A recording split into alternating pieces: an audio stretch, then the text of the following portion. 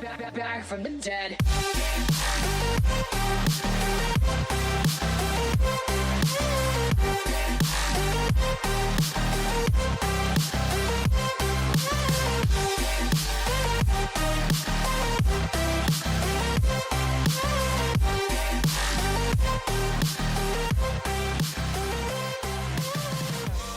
Ladies and gentlemen, you're all invited to go fucking mental. Hey guys, what is up? Welcome back to the channel. It is yours truly, Krystal. It is Paranormal Podcast Day. Yes, so excited. I'm here with Cat as normal. And we have just gonna bring her in. Just come on in, Cat, okay? We don't even need the introduction. Let's just do the thing, okay? How's Krystal doing today? Krystal is, I feel very autumn. You know what I mean? Like, I have a black hat on. I know you can't see me. I have a black hat on, and I have an orange shirt. It's like this orange, like very, I just feel like I belong in a pumpkin patch today. You know what I'm saying? Aww, How is I love Cat that. today? How is Cat? Good. I went like impromptu Halloween shopping. I went Yes. to Five Below because Krystal had sent me a few snaps of her going to Five Below the other day, and they had like a bunch of really cool witchy books. So I was like, I need to go. So I drove 30 minutes out and then went to TJ Maxx. Yeah, guys, if you want witchy books, Five Below has like an entire aisle full of witchy books. There's like horoscope books, there's star books, astrology books, moonology books, moon planners, crystal. I mean, literally every. There's even some tarot books, and like I got that. Did you? Yes, it's a tarot guidebook where it gives you like all of the info for the tarot meanings and its reverse state, and it's really like informative. It's a thick book. Like, it's $5. I called Kat the other day. I went shopping yesterday, and I called Kat, and I was like, I went in Five Below by accident, and it's literally packed with witchy books. She's like, I have to go tomorrow, and she literally was like gone. I was like, bye. Yep. I got all the stuff that I needed to get done this morning, and I was like, I'm gone. Oh my god, See you in Jesus. 5 hours.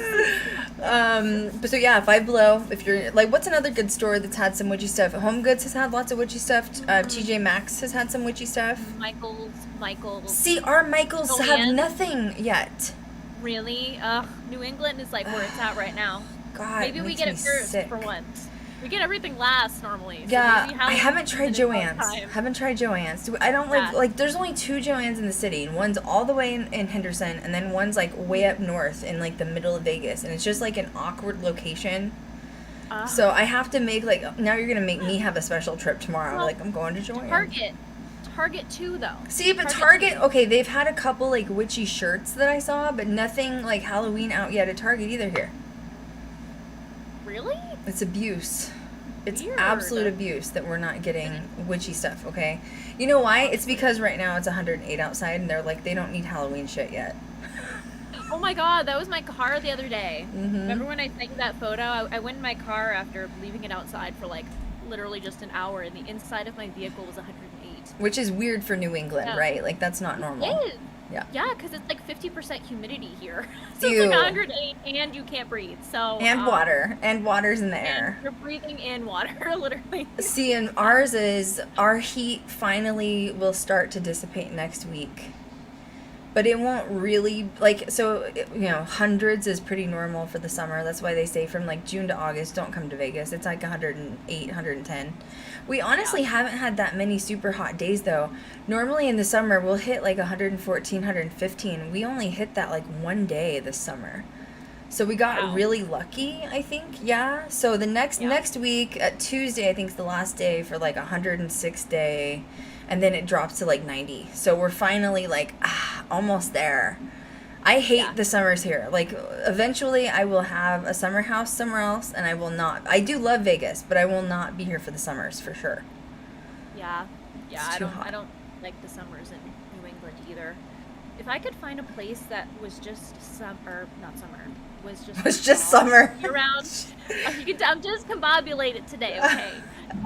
The fall is like, I want to find a state or a country that's fall year round. That'd be Okay, nice. take me there. Take me there. See, spring, I think, is like the best time in Vegas. Like, it's like 70, 80 degrees. Like, February to like middle of June, it is perfect in Vegas.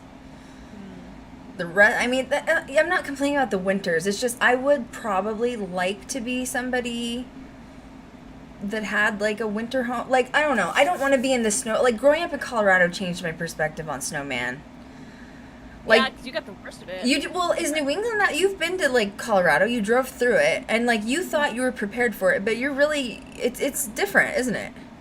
It is. It's weird because we've had quite a few blizzards, and we actually had, I think it was back in like the early 2000s, we had a power outage for 10 days. Mm-hmm. Literally almost the whole state of New Hampshire was shut down with this huge ice storm that happened. Mm-mm. So it's like we get cold fronts pretty frequently, but then they go away after like a month.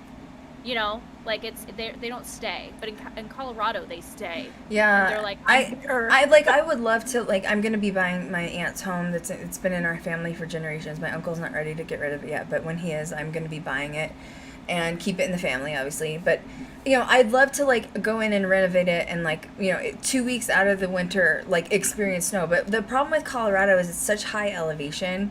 Even Denver, like Denver isn't as bad if you're like in Aspen or like Crested Butte or something. But when it snows, man, like there's times it'll shut the city down for like 2 weeks at a time. And that's the part that I don't miss, because like then you have people that aren't from Colorado who don't know how to prep for that weather, who will literally go to the store, like when the pandemic happened, and they will wipe you out on all the food, and you don't know when you're going to be able to get to the store next because you get snowed in. You know what I mean? So that's the kind of snow I don't miss. If I could pick and choose to like be in the snow like over Christmas, you know, like for 2 weeks for Christmas, that would be fun. Yep. But like that's it. Do I want to live in it again? You drove in the mountains of Colorado. It's rough. Barely made it out. I know. I just got out on time. Yeah. Literally, like the flurries were coming in. Mm-hmm. And it's crazy too in Colorado because like the highway is so steep. Yep. Going like down. You went through Eisenhower Tunnel, didn't you?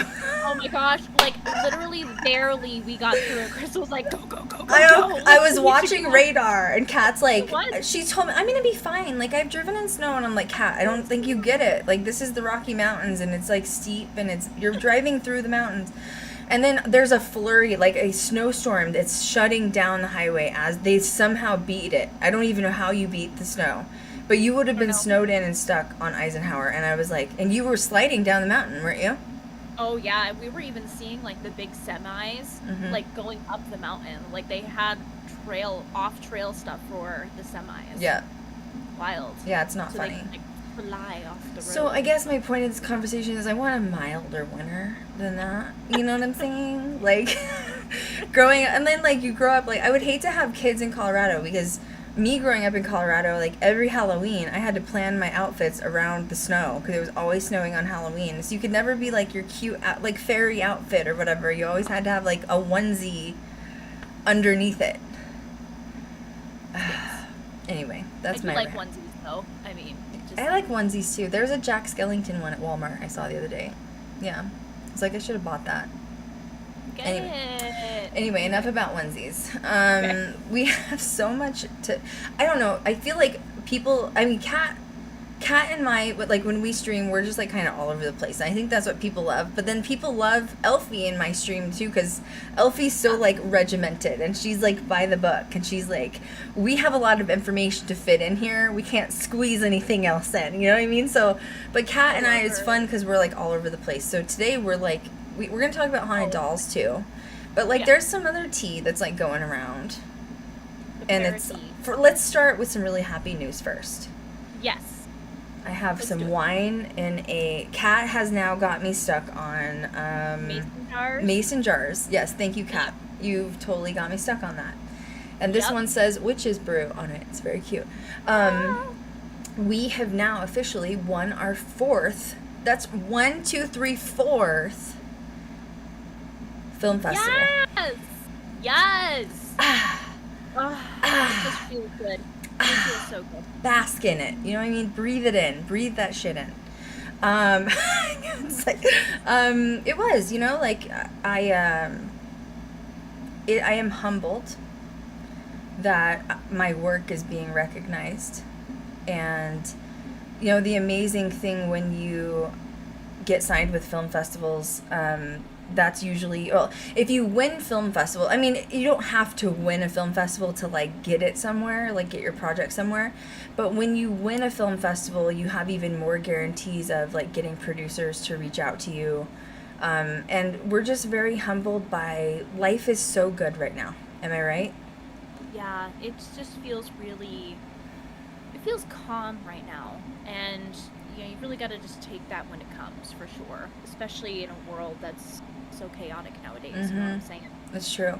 Well, and I mean, it wasn't just my work recognized, it was all of our work recognized. The whole crew put so much blood, sweat, and tears into it. And of course, I've talked about my struggles, which I feel like life is just, that is life. Like, everybody has struggles, and I think that that's how you relate to people, is when you overcome things and you get on the other side, you're like, yes, bitch, like, you did it. You know what I mean? And I'm just so, I never in my wildest dreams did I think we would win one film festival, let alone 4.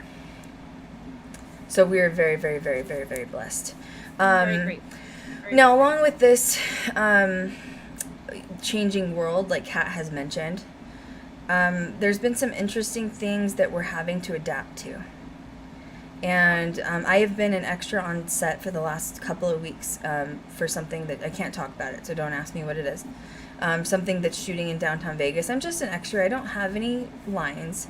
But the world of film has now changed along with what we've gone through with the pandemic. And I've always wanted to be very clear and transparent with you guys on things that we have as challenges on this journey. And one of the challenges that we have learned is that production companies and producers and studios are absolutely requiring you to be vaccinated in order to film on set. And it's actually more than that. If you're not vaccinated, they will not allow you on set because they don't want anyone getting sick. And if you're not vaccinated, you're a liability, essentially. And on top of that, they also give you a COVID test 24 hours before you go on set. And if it's negative, you can continue, and if it's positive, you'll be removed from the set. And that's everybody, down to the PAs are being tested, up to like the biggest star, whoever's performing in it. And so we have now learned that as we move forward, that's going to be a requirement for us as well, unfortunately. And I wanted to just talk about why that's a liability and take the politics out of it, because it's not even political if you want to do the vax or you don't do the vax. I don't really care what your opinion is, because this isn't my rules that I'm making. It's the head honchos of the industry that are making these rules. And liabilities are, they pull liability insurance out on all of us when we're filming on set, even me as an extra downtown. Right now, I have liability on me, which means if I get injured on set, they are forced to pay for it. So let's say I fall down a flight of stairs and the medical costs are like $100,000 out of pocket, their liability insurance covers you. If you're on set and you get sick or something happens, let's say even with COVID, these people are coming out right now with $1 million bills, which is crazy because our health industry sucks. And what would end up happening if you ended up with that on set, the liability insurance would have to cover it because you became sick or made the crew sick when it happened. Now, the other thing you have to take in mind is, like, filming with a small crew, you have deadlines. You have deadlines that you have to achieve. If even one person gets sick and it sets back the deadlines, you're in really big trouble with the network or whoever you're filming for. And not only can you get fired, but that's considered breach of contract, and they can sue you for the amount of production that they basically funded for.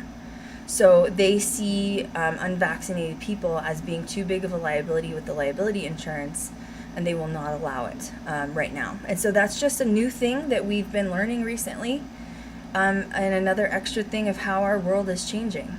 And it's crazy. And you just kind of have to work with it, I guess. You know what I mean? You can't fight it, you just have to work with it.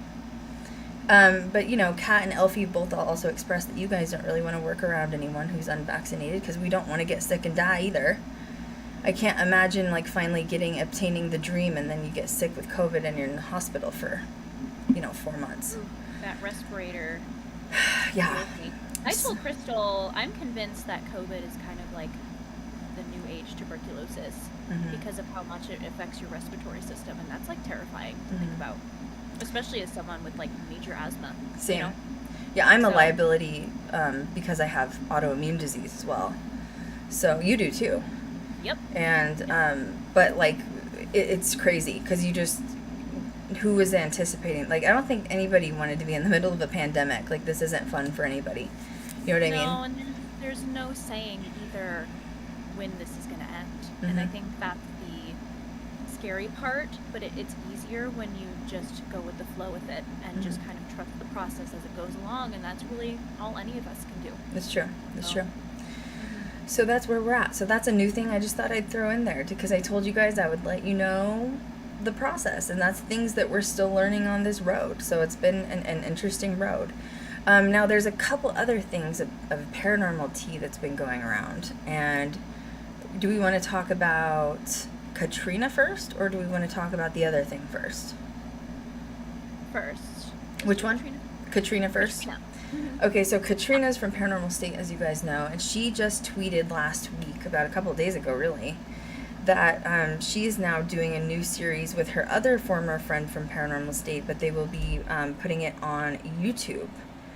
So I found that really interesting. It's called Travel with the Dead. It's premiering on YouTube. You can subscribe to her YouTube channel at youtube.com/Katrina Weidman, as I pronounce her name, Weidman. And she's saying that it's going to premiere, first episode is 9/8/21. And then the title is, or I guess the caption is, Come Travel with the Dead with me and my best ghoul pal, Too Much, Heather Taddy, from Paranormal State and Alien Highway. Subscribe to my YouTube channel. Is Portals to Hell still happening with Jack Osborne? Yes, it is. This says a lot to me. Does it say a lot to you? Yeah, it does. It says a lot without saying a lot. I'm definitely a fan of Katrina. I've always been a fan of hers. Obviously, I love EILFIE too because of Paranormal State. But let's just be real and say that Katrina's been thrown around quite a bit. It started out with Travel Channel with Nick Groff. And what was it called? Oh my The gosh. Dead something, or the Dead... I don't know. Dead Highway or No. Okay, wait, let me look. Dead Highway. That's horrible. That's hilarious. Let's do a series called Dead Highway. It's hilarious. I think that is a show. Is it? Oh, sorry. I didn't think it was a highway. No, I think it's a show. Okay, let me see. Oh, Paranormal Lockdown. Duh.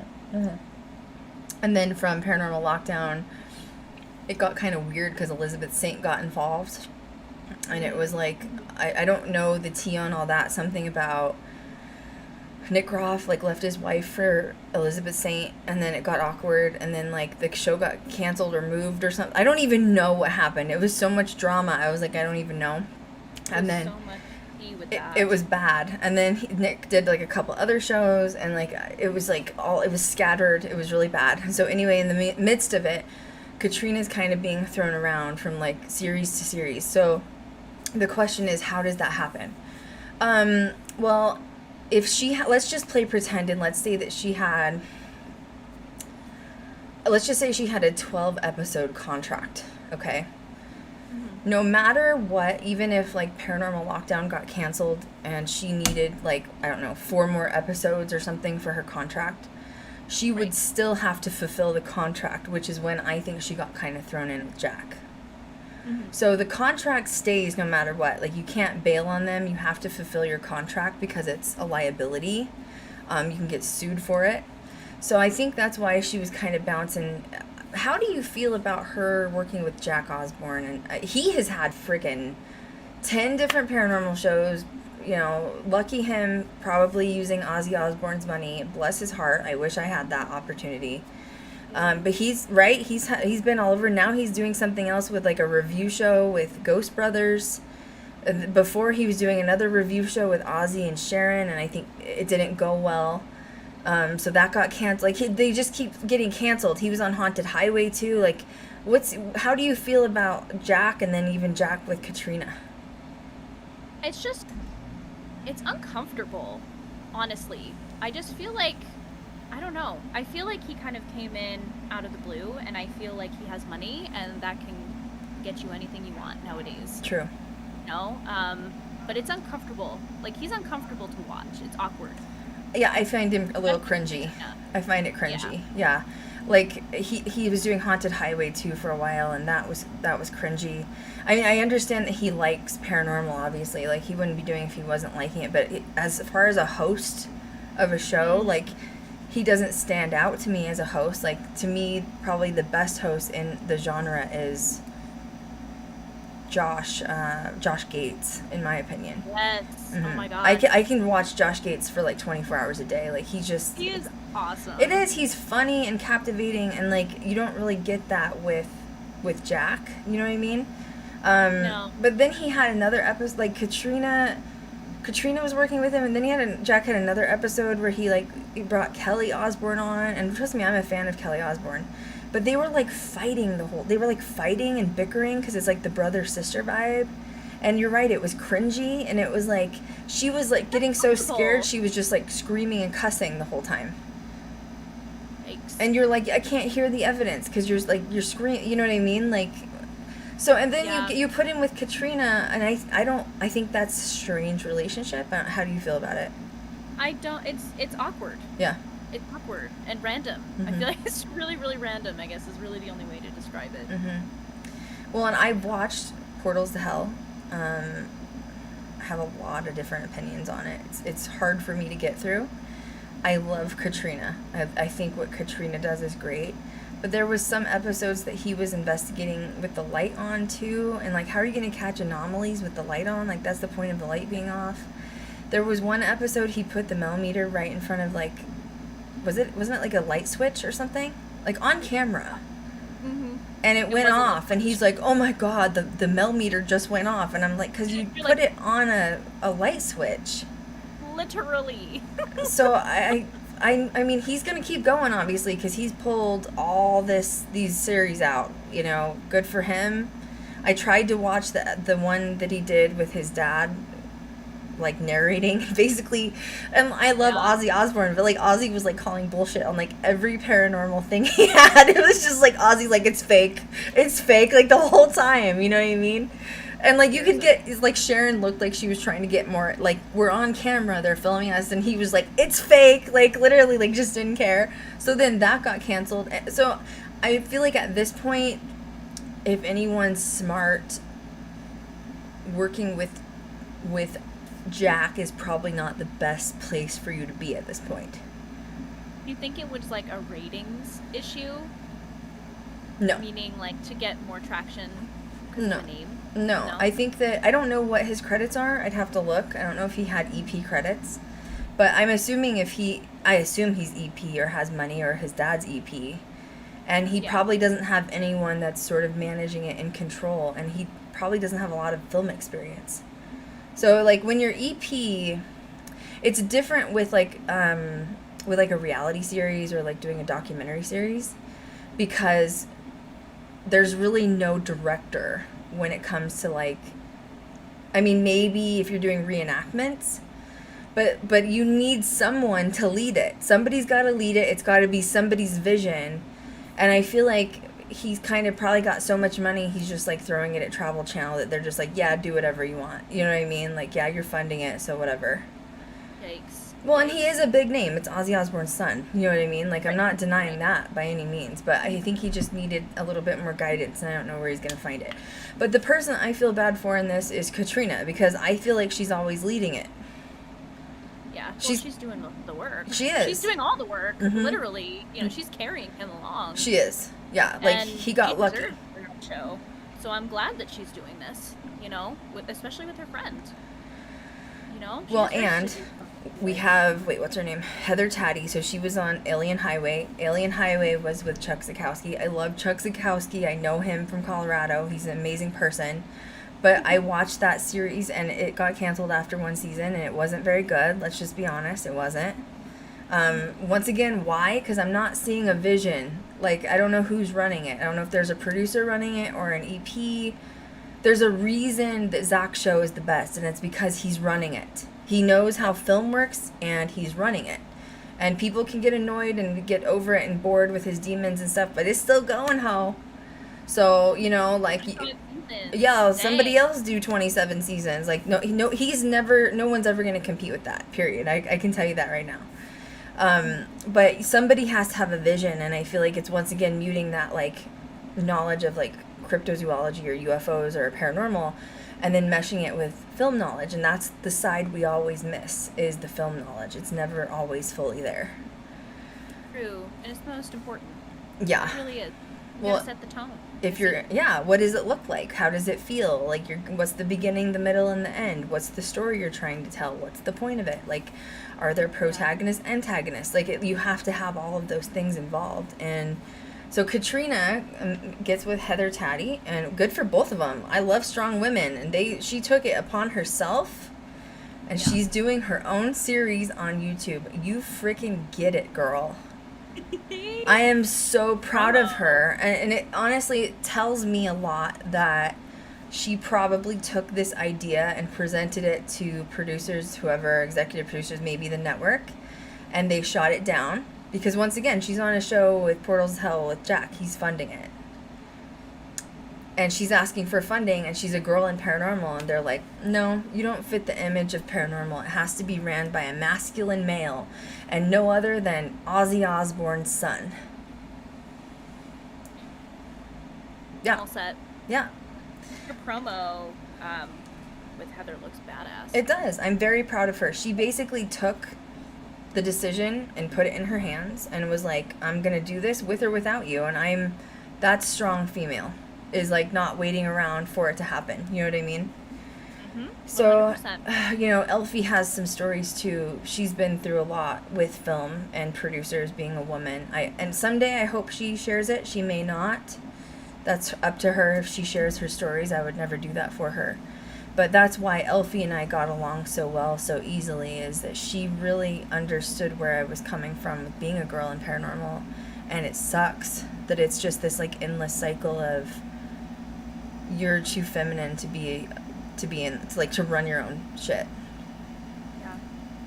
It has to be this like, you know, buff male or whatever, like, you know, a famous metal singer's son in order to run it. You know what I mean? Like, it's stupid. It needs to change. So I hope that she has success with YouTube. So I know a lot of people were messaging me, DMing me, asking me, well, if she's still on Portals to Hell, which she confirmed that with Travel Channel, how is it that she's able to run her own like series on YouTube? Because YouTube's considered social media. Right. And you are allowed to be in free range control of your own social media. So I'm sure she's hoping, which I'm going to watch it. I'm going to support her 100%. I think she's probably hoping that this goes well, and maybe eventually down the line she gets picked up. I hope so. I do too. Because awesome. It's crazy. So it's interesting. It must be a vibes and energy in the air that we're all feeling of there's change coming to this industry for sure. 100%. Finally, God. Hot. All right. So that was T number 1. Yes. T number 2 is like, Messed up. it's a massive poo is what it is. Gross. So first I heard this from Amy Bruni. She obviously is her own EP. You also get it, girl. She basically posted this article saying that Facebook post from a deceased former manager of Fall River's Lizzie Borden B&B confuses friends and family members. So there's been a few paranormal celebrities that have spoke out about this. So essentially, there was a former manager that worked at Fall River's Lizzie Borden B&B. She tragically died in June. I'm not sure did you find out what she died from? No. I'm not sure what she died from. But anyway, she had been the manager there for quite a long time. And then out of nowhere, when was the date of this post? The post was made, I have it right in front of me, I'm just looking for it. The post was made 7 hours ago, so it was like 2 or 3 days ago when I looked at this. Basically, somebody accessed the dead manager's social media and posted this. Hello all.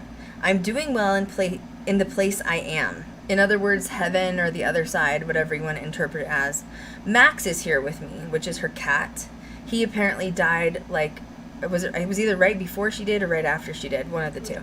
After. He's the best boy ever. I wish to thank you all for caring for him until we were able to be together. I wish to thank you all for the love and energy you're sending. Love to each and every one. So, of course, the first thing people are going to say is, oh, maybe she did tweet that from heaven. Are you kidding me? Get out of here.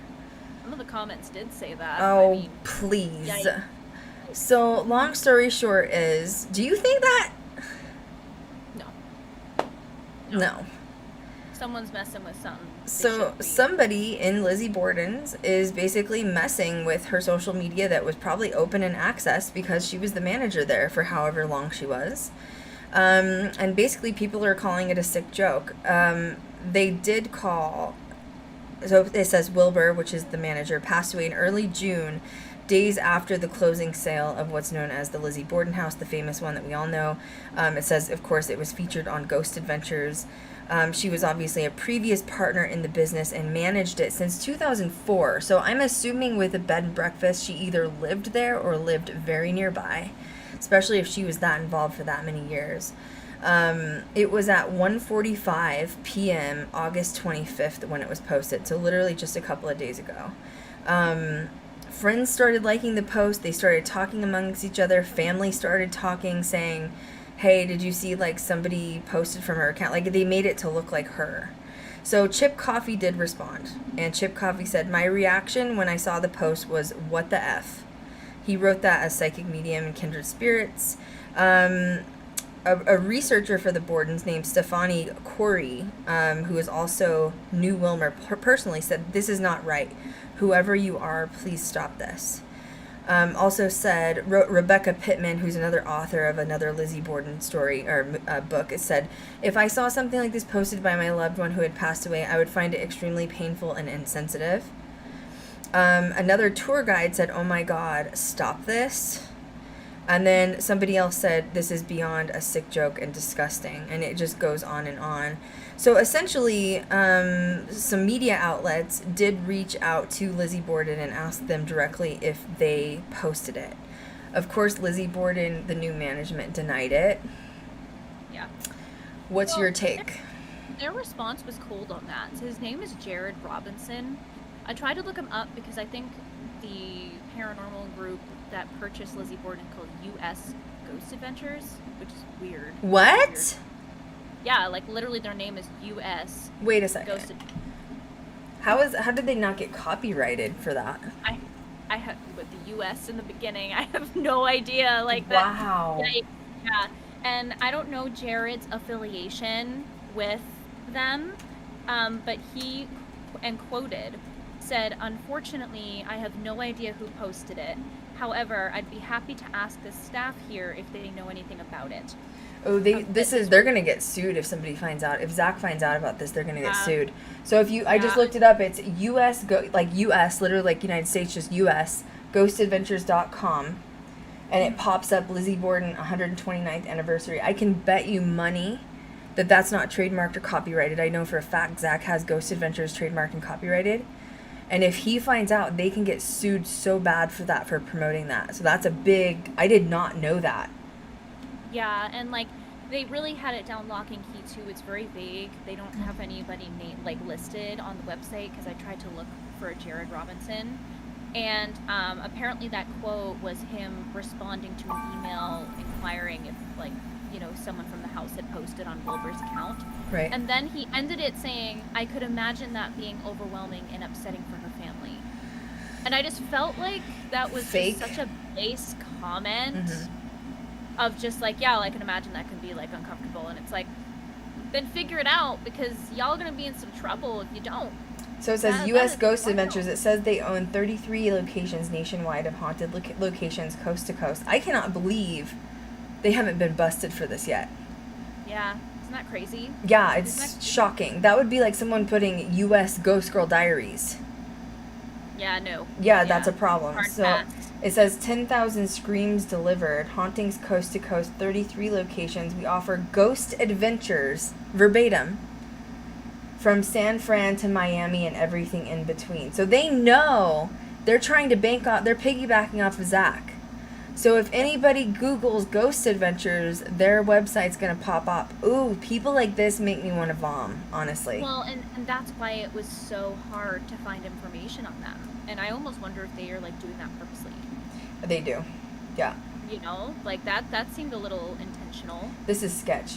So anyway, I'm sorry, I'm like ranting because I'm pissed off. Now, if you go back to our actual topic right now, which is somebody posted from the dead manager's account at Lizzie Borden, I'm disgusted, honestly. I mean, who else would it have been? It had to have been someone involved with Lizzie Borden currently.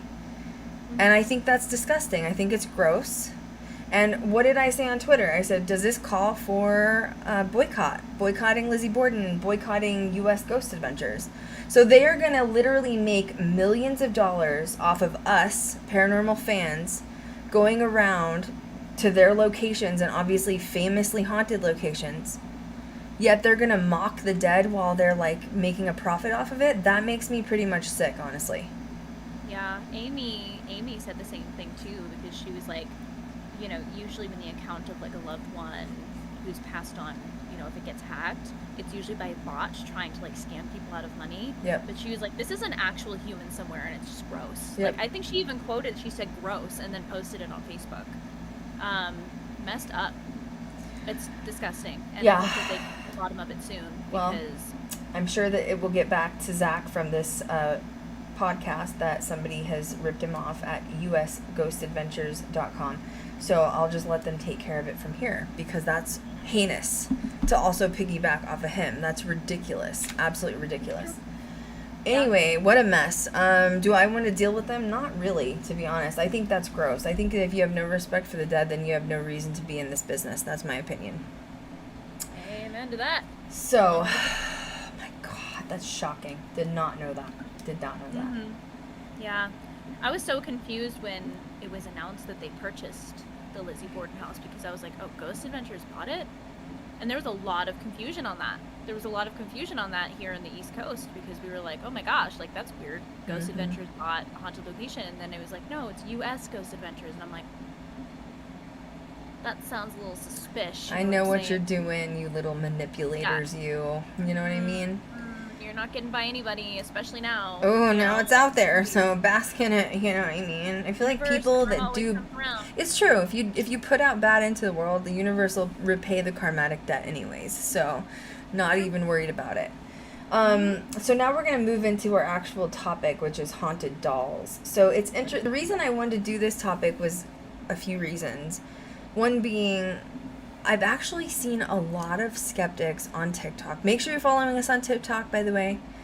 We have a couple thousand followers going. Woohoo! We're so excited. Exciting! Yeah, I need to post more on there. I'm hoping I'll be able to do that this week.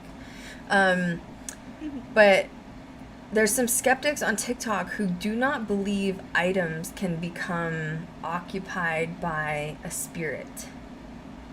And I was like, is it because you've never experienced an item being haunted, or do you really not believe an object can become haunted? And like, I've even seen people talking about like Zach's museum being like, oh, like everything's just a fake and fraud in there. And I don't agree with that, honestly. I don't. So how do you feel about haunted objects first? You know, I believe it. I believe it 100%. I believe that, you know, energy and entities can create their home anywhere. Literally anywhere. And if that's a doll, so be it. And clearly, you know, especially at Zach's museum and any other crazily haunted doll that we have experienced or read about, they're very comfortable. Entities are very comfortable. And like you've said too, like especially at Zach's museum, think about the Dybbuk box, for example. It's the energy likes that room. It will reside in that room. It is a part of that room now. So yeah, I 100% believe an entity can inhabit a doll. 100%. But the misconception, I think, is this. Does the energy shrink down to be the size of that doll, and is it hanging out in plastic all day? No, not necessarily. I think that's actually kind of a ridiculous theory. But if something was attached to that doll, or maybe like their child died and like that doll reminded them of that child and they're going to stay with that doll forever, doesn't necessarily mean they're inside the doll.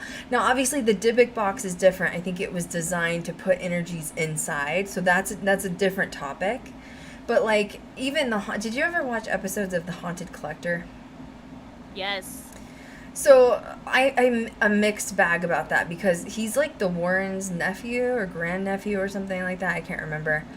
Yeah. John Zaffis. So on one side, yes, I do believe that energies can attach themselves to items. On the other side, with the Haunted Collector, I really feel like he was scamming people.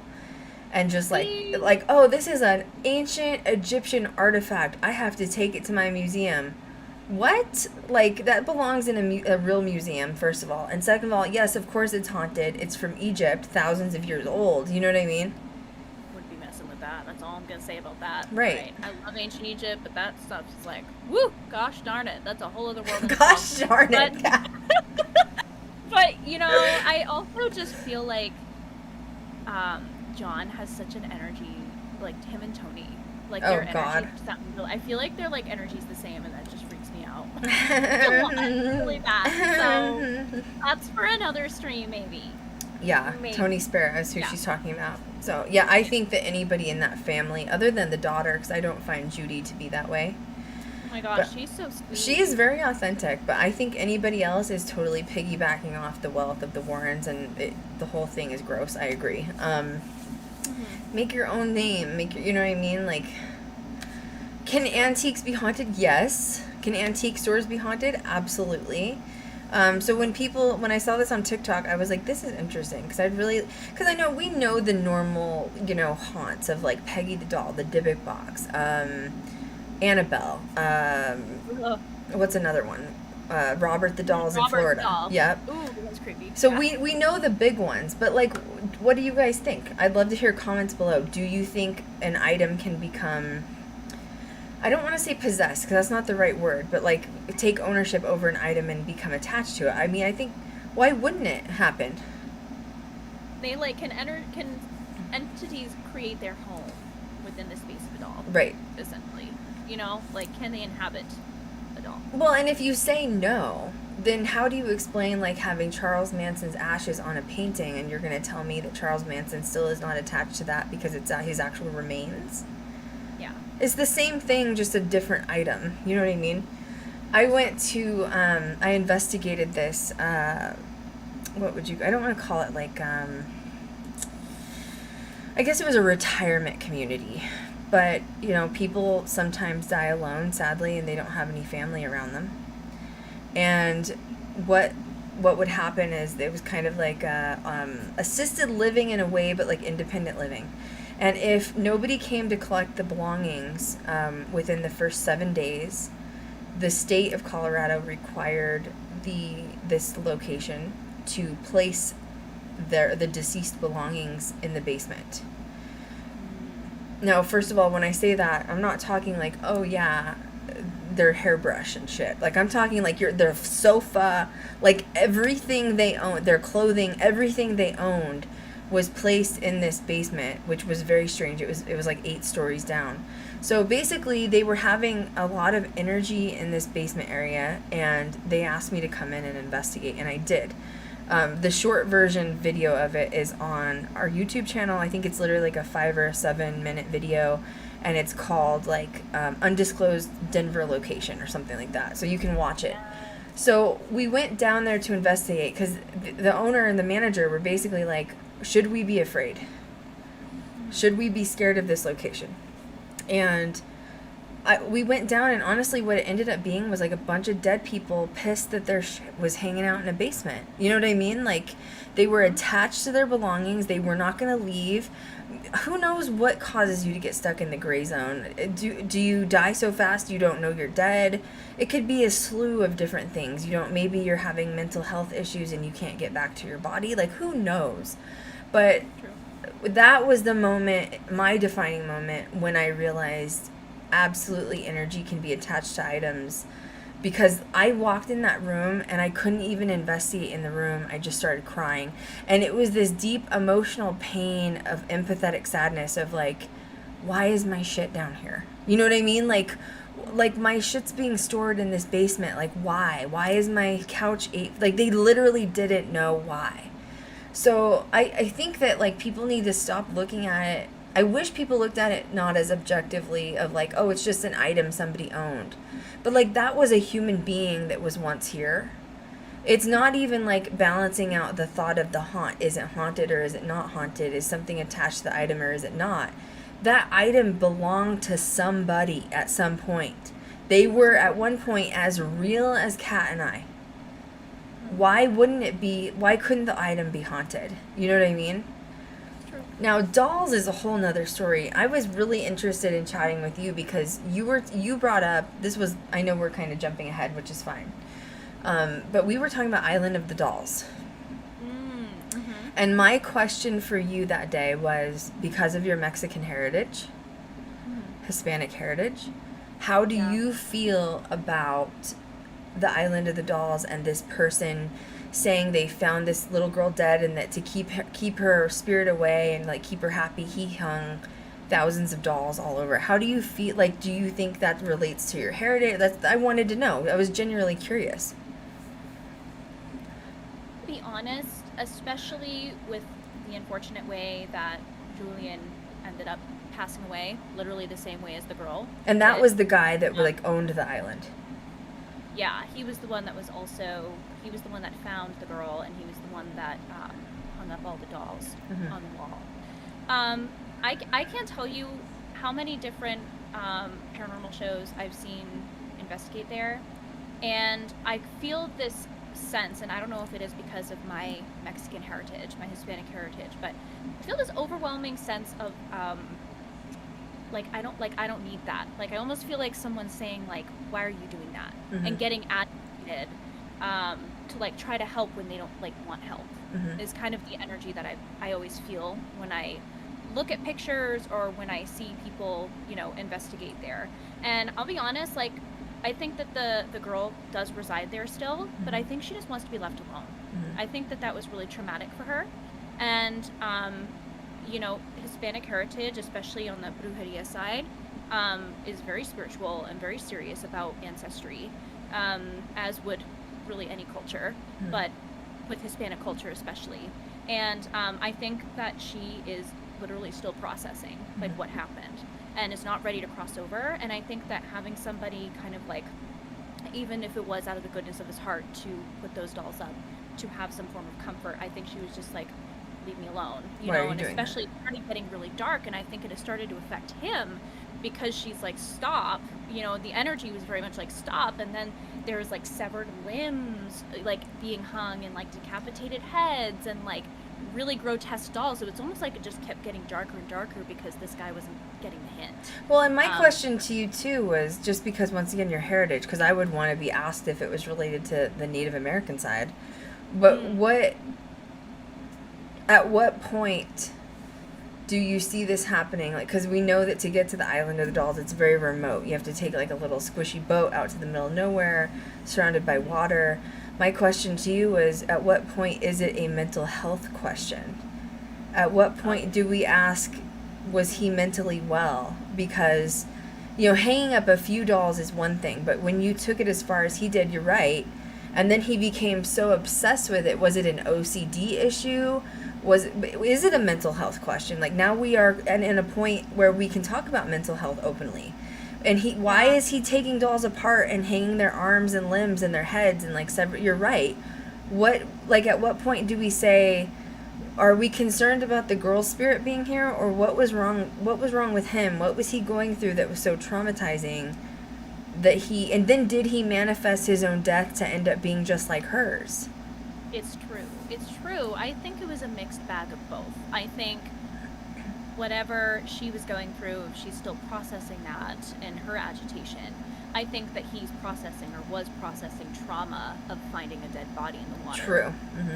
And he had processed that, and I think there was a sense of guilt coming from him of not being able to save her, and that was his way of like giving an offering, you know, to try to appease her. Saying, now, is that brujeria?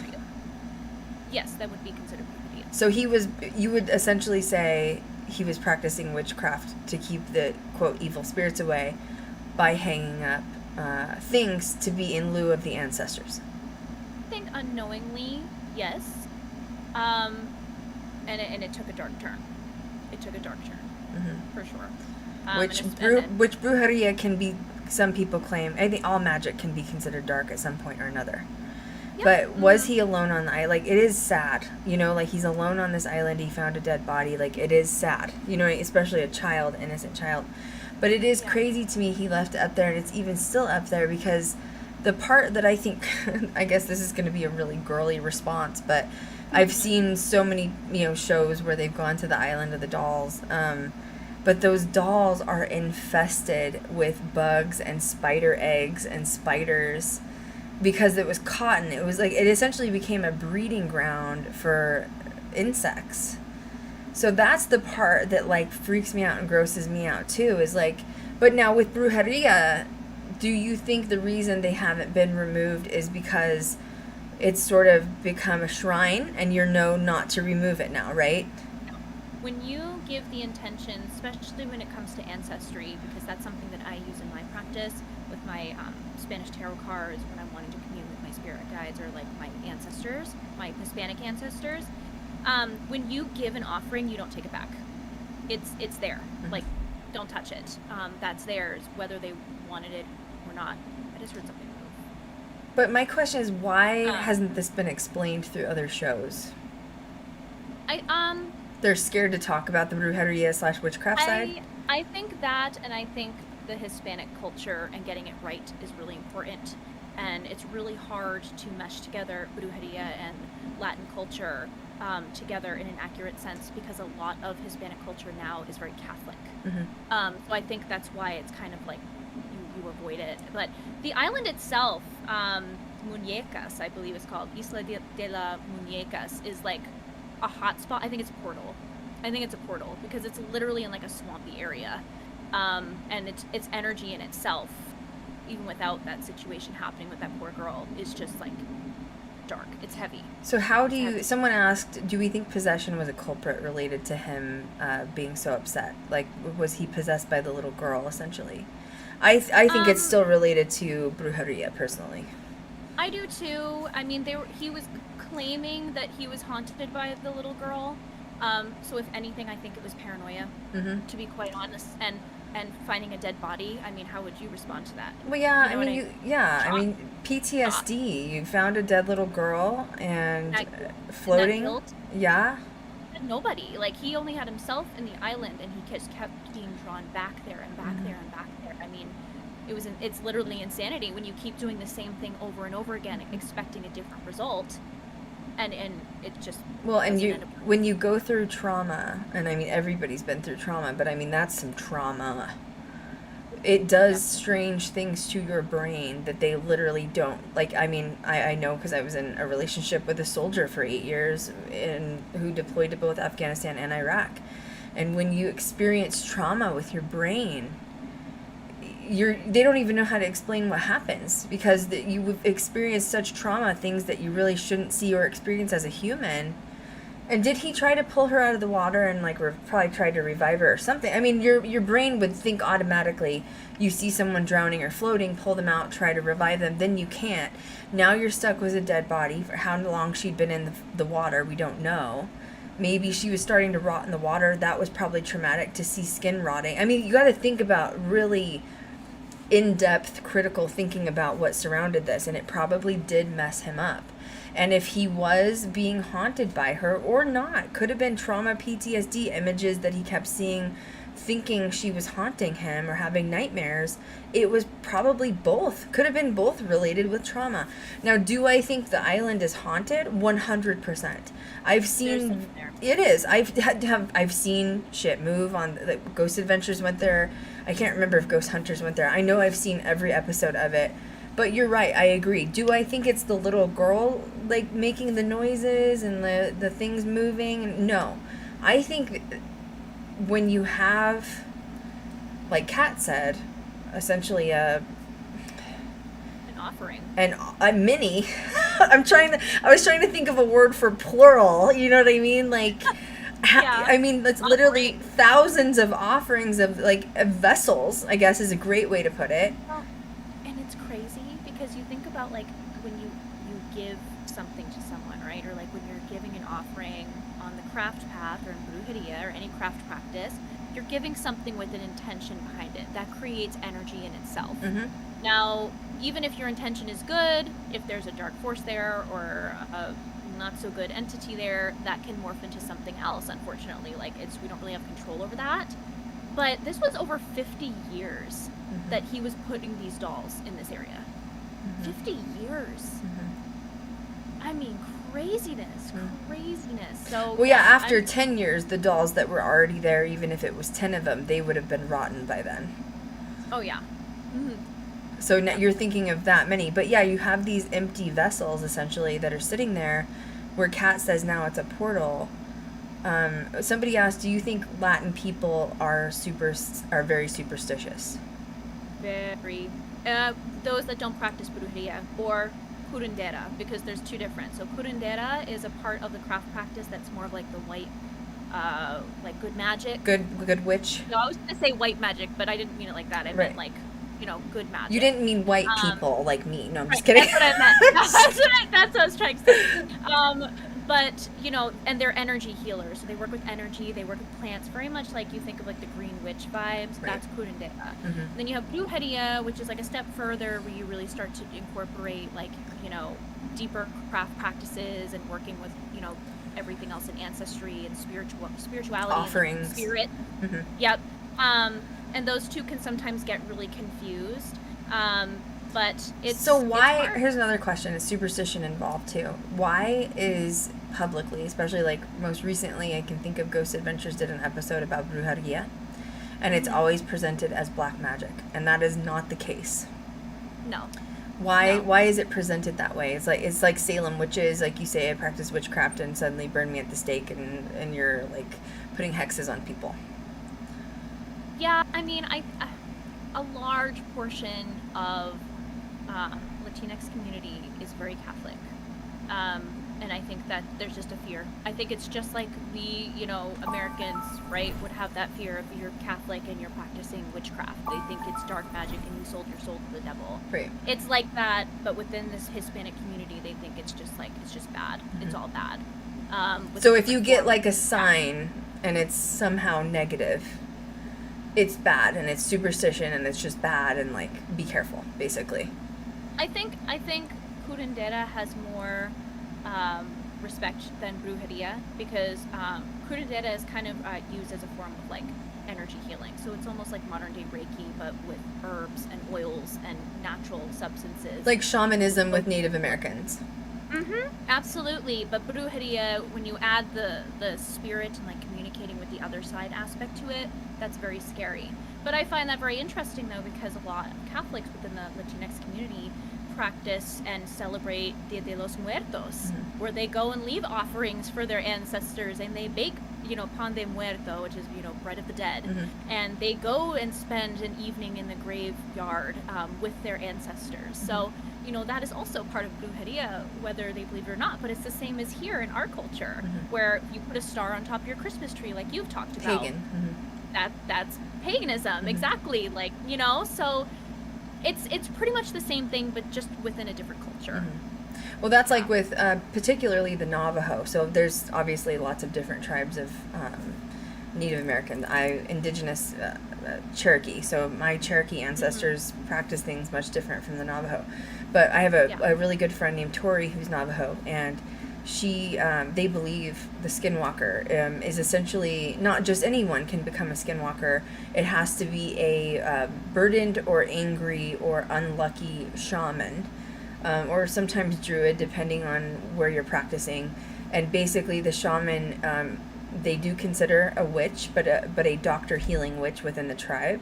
And then that shaman somehow did bad and turned to the dark side, and that shaman has now become the skinwalker who lures people in to like kill them or feed on them or whatever, and because of their dark magic. So it's this, I get it, because people don't realize with indigenous tribes, with my tribe, it's completely different than the Navajo.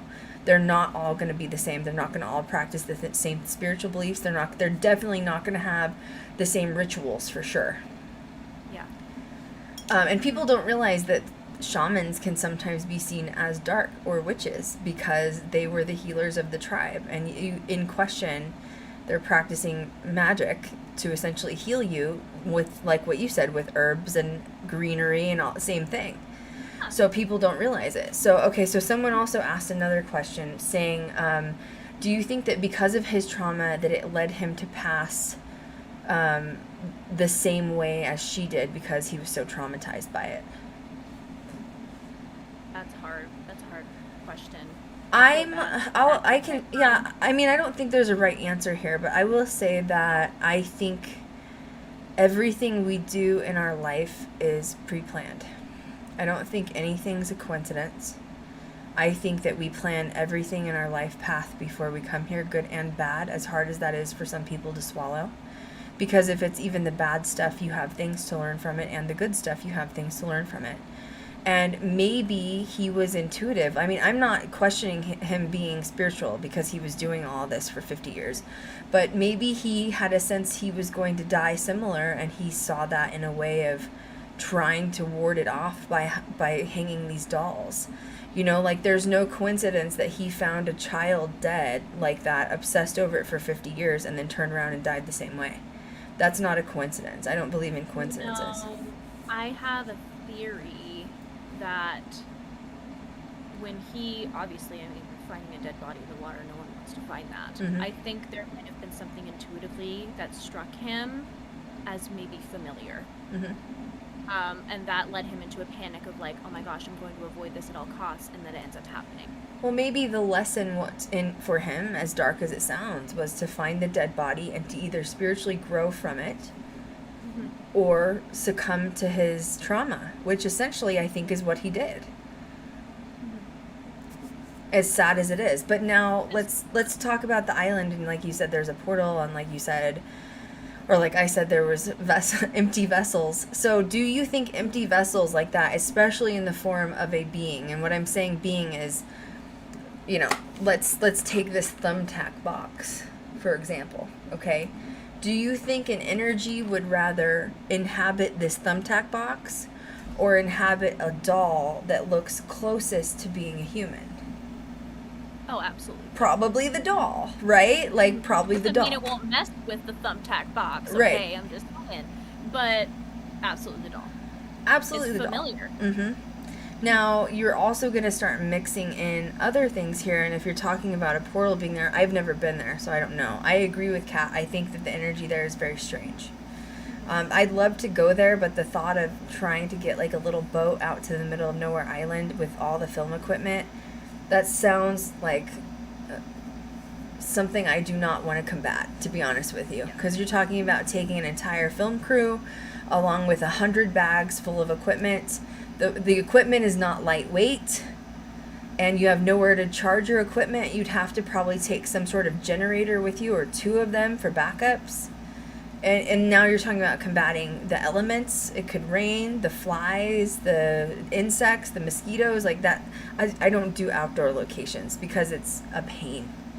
And yeah, it's really dangerous out there. It is. It's dangerous. And the wind and wildlife, and how many boats do you have to take with all your equipment? Because you could sink a boat easily with film equipment.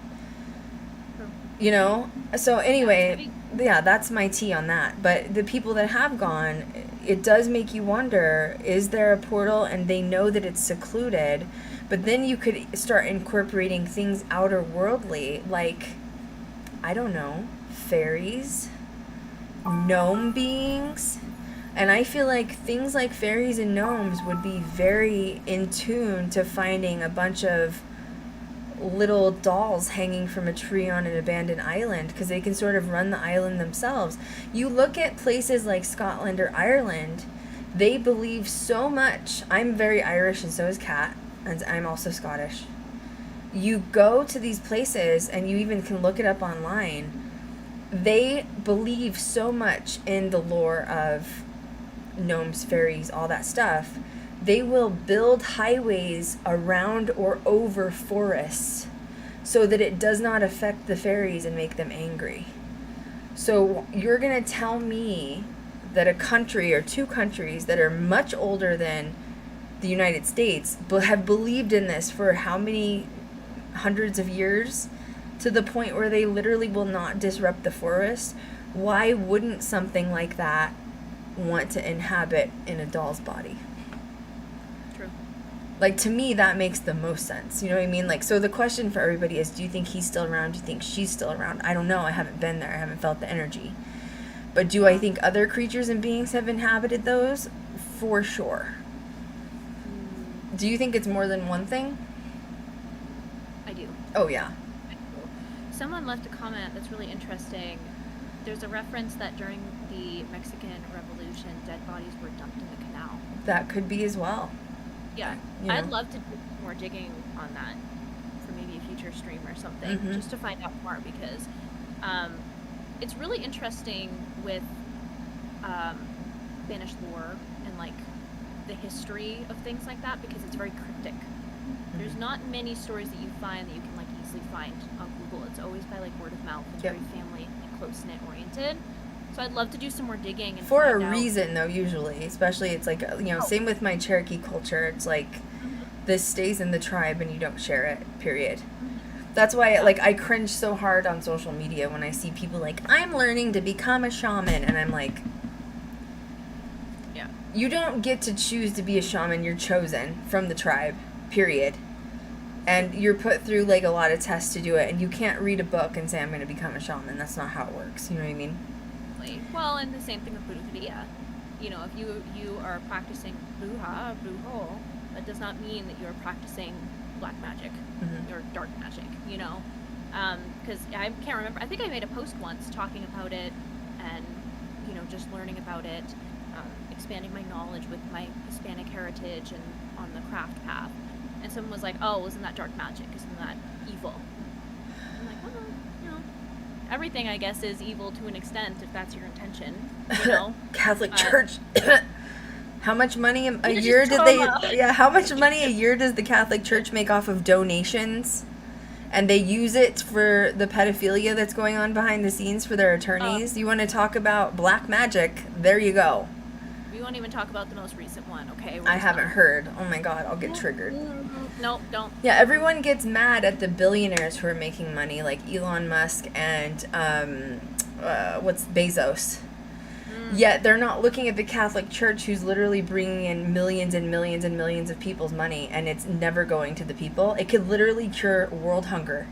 And nobody wants to blame the Catholic Church because they're a nonprofit and they're there to pray and help God and baby Jesus and all this stuff. It's like, okay, maybe you should be pointing the finger at the right people. You know what I'm saying?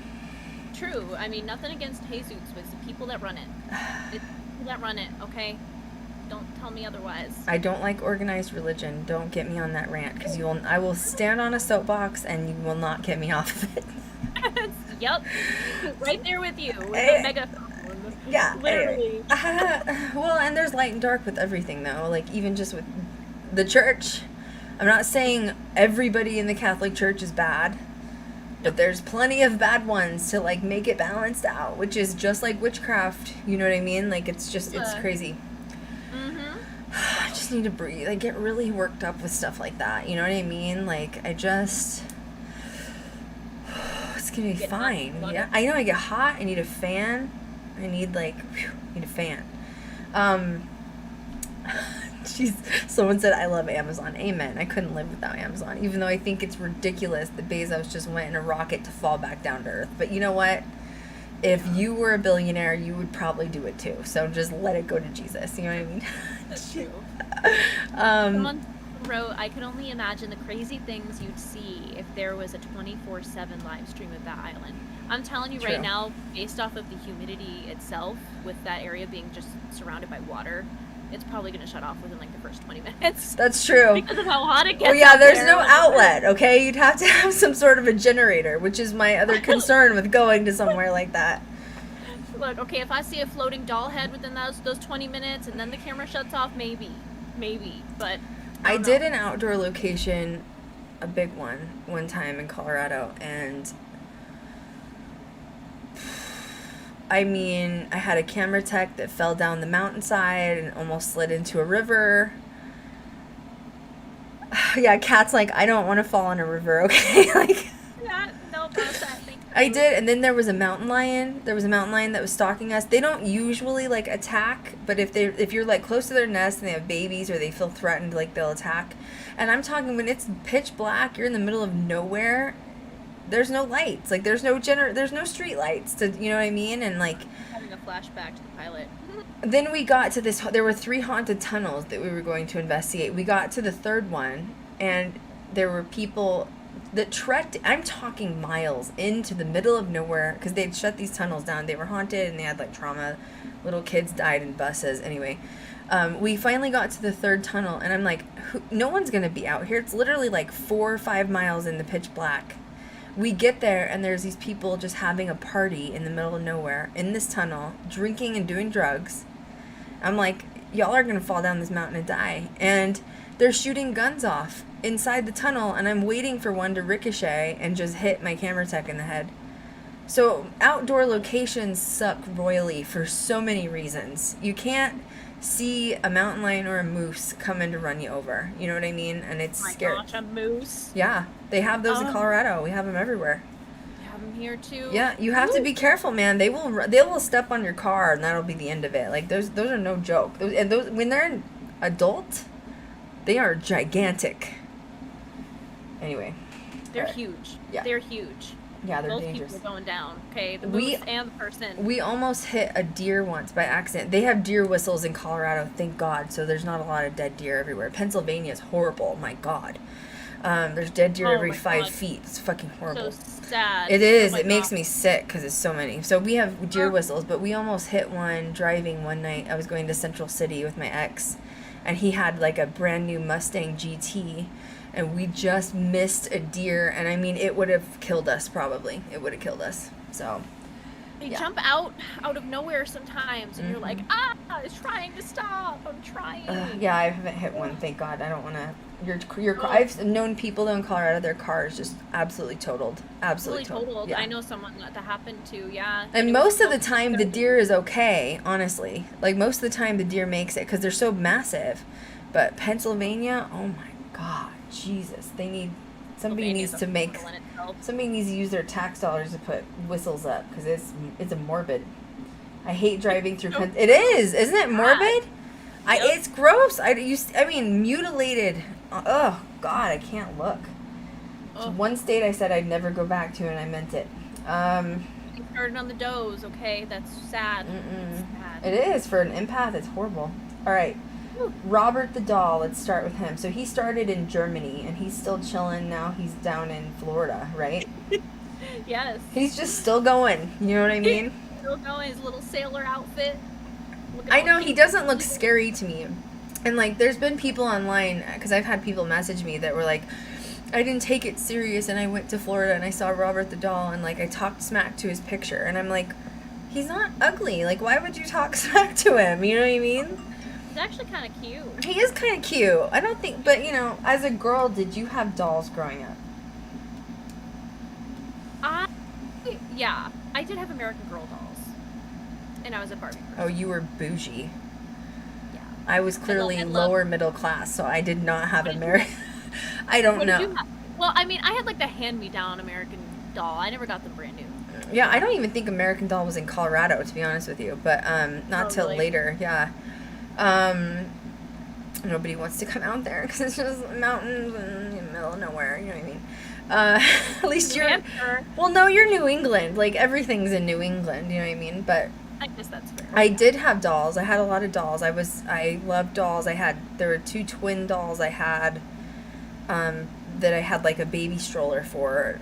Did I ever think that they were haunted? No, I don't. I'm not. Are you afraid of dolls? Let's ask that. I'm not afraid of dolls.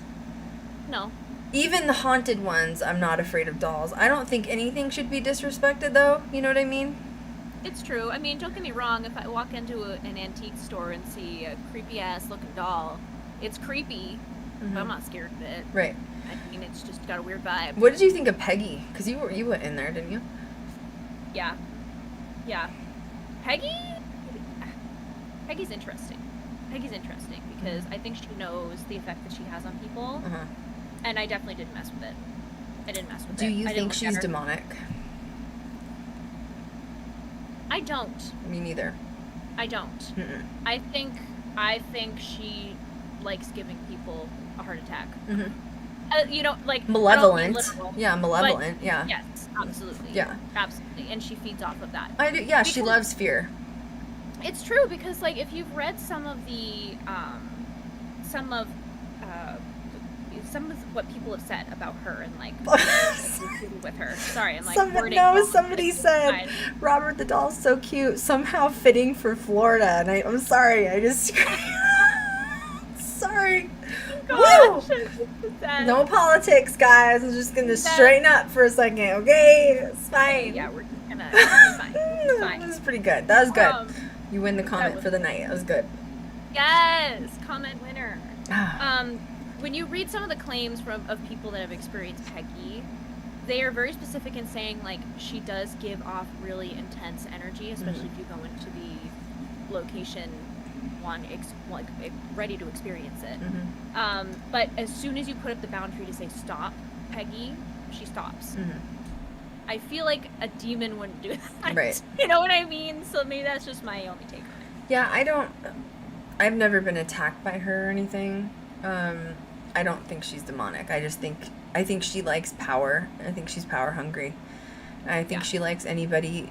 I think if you go in with a group of people, they usually only send in like 5 to 7 people at a time.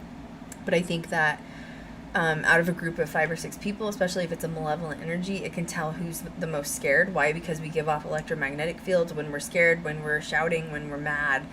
And if you go in calm, you're not giving off EMFs. So she's looking for the person who's giving off the most EMFs so that she can manifest and do something to that person or call them out or cuss them out. So absolutely, I agree 100%. She's big. Yeah. Like, she's a big doll. I never, like, tall. But I was not expecting her to be that tall based off of photos. Yeah, I think she's like a 1950s doll or something like that, I think. Because I remember my mom having a doll that looked sort of similar to her. But anyway. Okay, so Robert the Doll. So he started in Germany. He was made in 1904. He was bought by the grandfather of Robert Eugene Otto as a gift from the overseas. And he was named after the little boy. The sailor outfit is what made him an iconic figure in paranormal. And now he basically ruins people's lives if you talk smack to him or about him, essentially.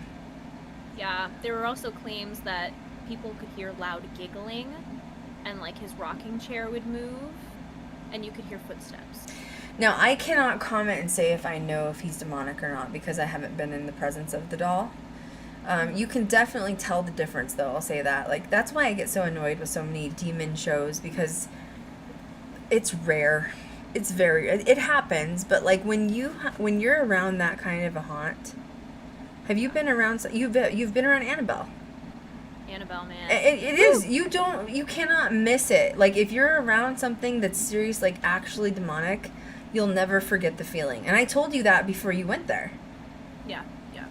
And we had the Conjuring mirror there too. We had the double whammy. But it's something that's not it's not like Peggy where you just mosey on in there. You know what I mean? Like it makes an actual effect in the whole energy field, like within the room. So in my opinion, do I think Robert the Doll is demonic? No. Is he malevolent? He probably feeds off people's fears. Also, can people manifest their own karma? 100%. If you go into Robert the Doll's room and you talk smack to him, there might be a portion of you that walks out with a guilty conscience thinking, I probably shouldn't have done that. And then if your life falls apart, you probably manifested it. True. But isn't Robert the Doll the one that people have like sent mail like apologizing to Robert, and they asked like the owners to read the mail? Yeah, I don't know, man. Yeah. Just don't disrespect the dead, period, and you won't have to write a damn letter. I feel like that's the easy answer, okay? Okay, you don't have to send a wax-sealed letter from to Robert 1904. in a cheap-ass outfit and a rocking chair, okay? Oh my god, he's cute! He's really cute, though. Yeah, he is cute! I know, why would you talk smack? He's cute. I don't think he's ugly. Now I need to crochet a Robert the Doll. Oh my god, you should do it! I'm gonna do it. I'm gonna make a little sailor outfit. Alright, keep an eye out, folks. Okay, oh my god, that would be so cute! I'm like a mini Robert the Doll. Do it! Yeah, he's cute. I'm gonna do it anyway, now. I don't find him Getting all scary. excited. Yeah, and you He's know what? cute. If you talk shit to a doll that's that cute, something's wrong with you, okay? You need to go look in the mirror for a minute and be like, what kind of issues do I have to decide to fly to Florida to talk smack to this doll that's very cute, okay? What trauma are you hiding, boo? Okay? Don't take it out on Robert. No, I'm just kidding. She's... Poor Robert. Poor Robert. Okay, Annabelle. Now I'm gonna let you cover this because I've never met Annabelle. You got the privilege to meet Annabelle in person. Yeah. And you had Yeah, some issues obsessing over her for a while. Yeah. Yeah, there were some issues there.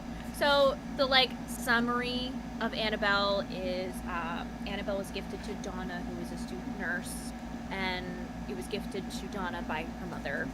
And Annabelle at first started making like small movements in the home, or they would put her somewhere, and then she would be on the bed, or she'd be randomly like in a chair, you know, creepy stuff like that. And then And wasn't her daughter a nurse, or was that the second girl that it was gifted to? The mother? Yeah, or was it the mother that was a nurse? I think Donna. Donna was in student. student. That's right. Student nurse. Yeah. Yeah.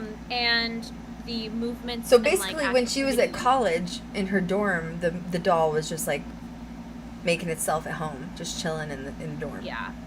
Yeah, it was crazy. It was crazy. And I'm going to be honest, like, they ended up hiring a psychic to see what was going on because they claimed, like, they could hear a little girl, or there was, like, you know, a little girl crying or something like that. And I blame the psychic for maybe creating this problem. I agree. I am so happy somebody said it.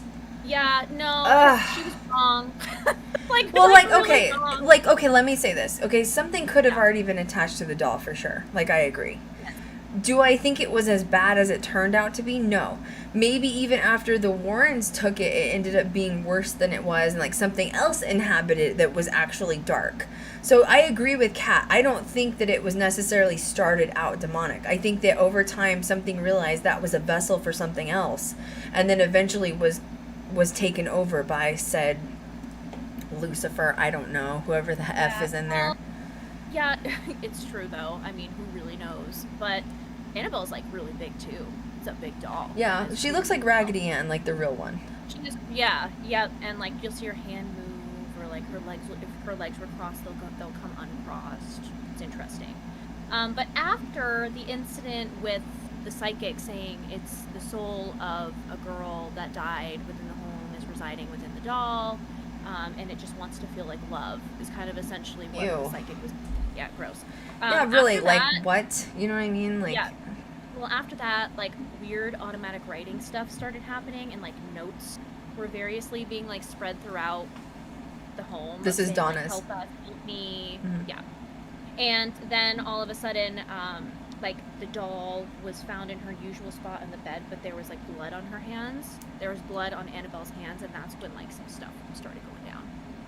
Real dark. so, okay, I want to Little bring this up just because we have to. Yes. There's a lot of people that say, because, you know, my Aquarius moon brain's like, let's play devil's advocate, because it's my favorite thing to play in the world. Mm-hmm. A lot of people say the Warrens were frauds.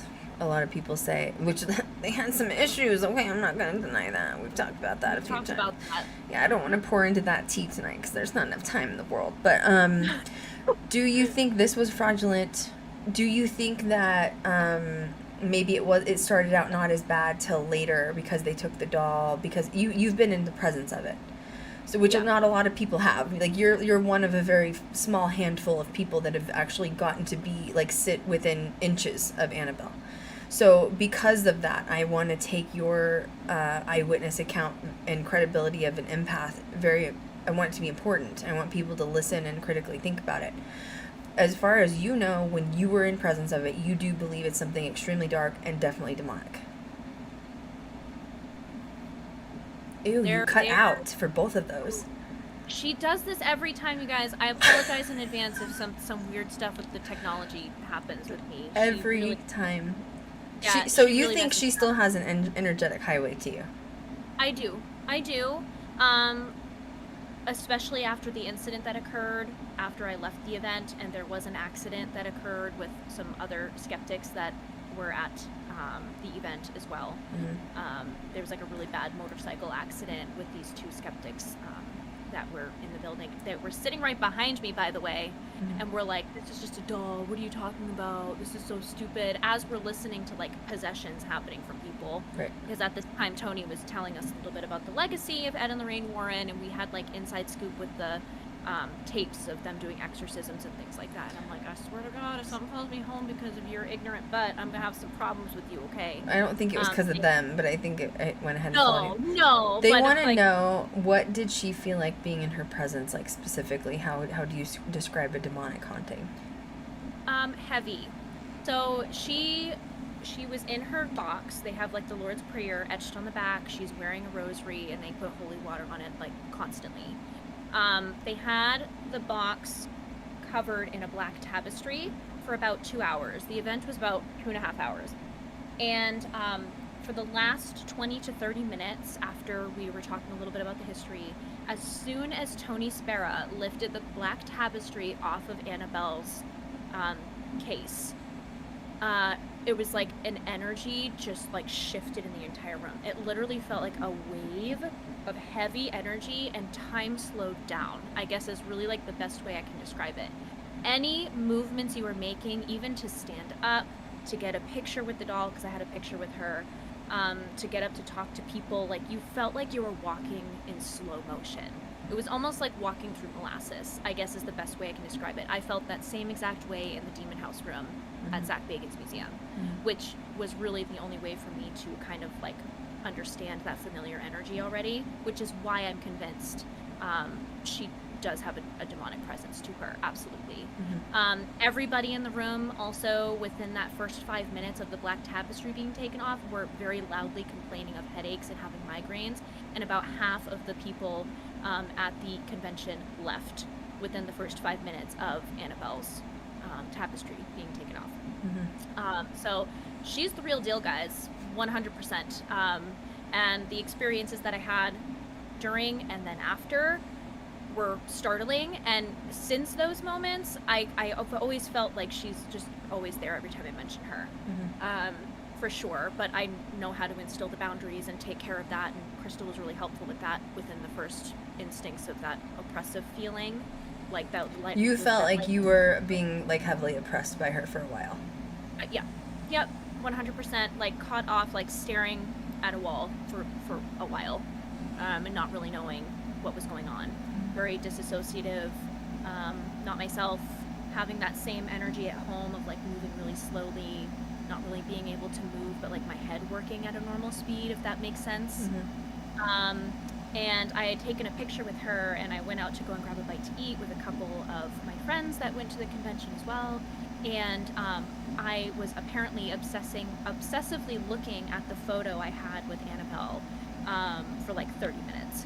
I was like straight up just staring down at my phone, staring at Annabelle. And I didn't know it until somebody pushed me out of it, because it was just freaky. You weren't engaging in conversation. You were like literally... I totally immersed, like it was like just focused on her. And I get like really hot and like goosebumpsy when I talk about it, because it was like weird, very weird energy. But I'm grateful to have experienced it. I really am. And that was the whole point why I wanted to go, was to experience that energy and what that felt like, because of being a newbie in paranormal. Like I want to have that understanding, like I want to experience that. And having experienced that at Zach Bagans Museum as well, I was like, okay, I get it. I understand what this feels like now. And I posted it onto social media, the photo of Tony at the time, which is now taken down, and the photo with Annabelle, and I deleted them completely off of my phone. A few days after that, it took me a while to get out of it, out of that energy, out of her energy, and I probably filmed the YouTube video, like 3 times, Krystal? I think it was more. I tried filming a YouTube video like 3 or 4 times, maybe even 5 times, and every time I would do it, something would happen, or the computer would shut down, like the file deleted itself, like... Yep. There were also moments of me completely disassociating within my conversation. Like it was scary, where like I would look back on the footage before it would go away, and there was 20 minutes of me just like stop talking and just staring. And that movement in your house, you'd hear like doors slamming shut, things would drop. Things would drop. That was me. Sorry. Everyone's like, oh my God, I heard something. Yeah, no, it was in this room that I was recording it. And Yeah, very heavy, very, very heavy energy. But I'm grateful again to like have had the experience, because I know when that comes in, or if I have that feeling, I know exactly what I need to do now. Like, get on it, don't let it sit. Absolutely not. So that was an experience in itself, for sure. And Tony was very specific, Tony Spera, on you know, the people that were running this Paracon. Krystal was going to come out as well to come see it, but some things came up, and he was very explicit in saying, we are not, like, the Warrens Museum is not just a free-for-all, like, if you want to have Annabelle at your convention, that's not how it works. He was like, unless you are direct friends or direct family and we trust you, you know, you will not be seeing this doll. So, you know, I was friends with the person whose paranormal group was running the convention, and there you go. Like, I was able to get in on that experience. So, really crazy. I don't think the Conjuring mirror helped at all, to be totally honest, because it was completely opposite of Annabelle. Oh, I didn't know that. So, wow. Yeah, like, they unveiled it at the same time, and I think that was just kind of like a double whammy. Well, mirrors are portals anyways, so... Well, it's that, and, like, there was literally an hour straight of just listening to people, like, being exorcised of demons. Like, literally, it was just They're like, oh, we're home, this is great. You know what I mean? Literally, though. Yeah, I'm laughing because it's really Dark crazy. humor, sorry. Dark humor! But, yeah, wow, what an experience. And I'll be honest, like, I would see her again. 100%. So you think you have an unhealthy addiction to it now? It's possible, yes. Because I'm very curious about the energy of it. Ever since I've had that experience, absolutely. So when I encounter demonic activity, I'm clairsentient. So other people cannot smell the smells that I smell. I know that sounds strange, but sometimes it will be sulfur. But most of the time, I know it's demonic because I smell cinnamon.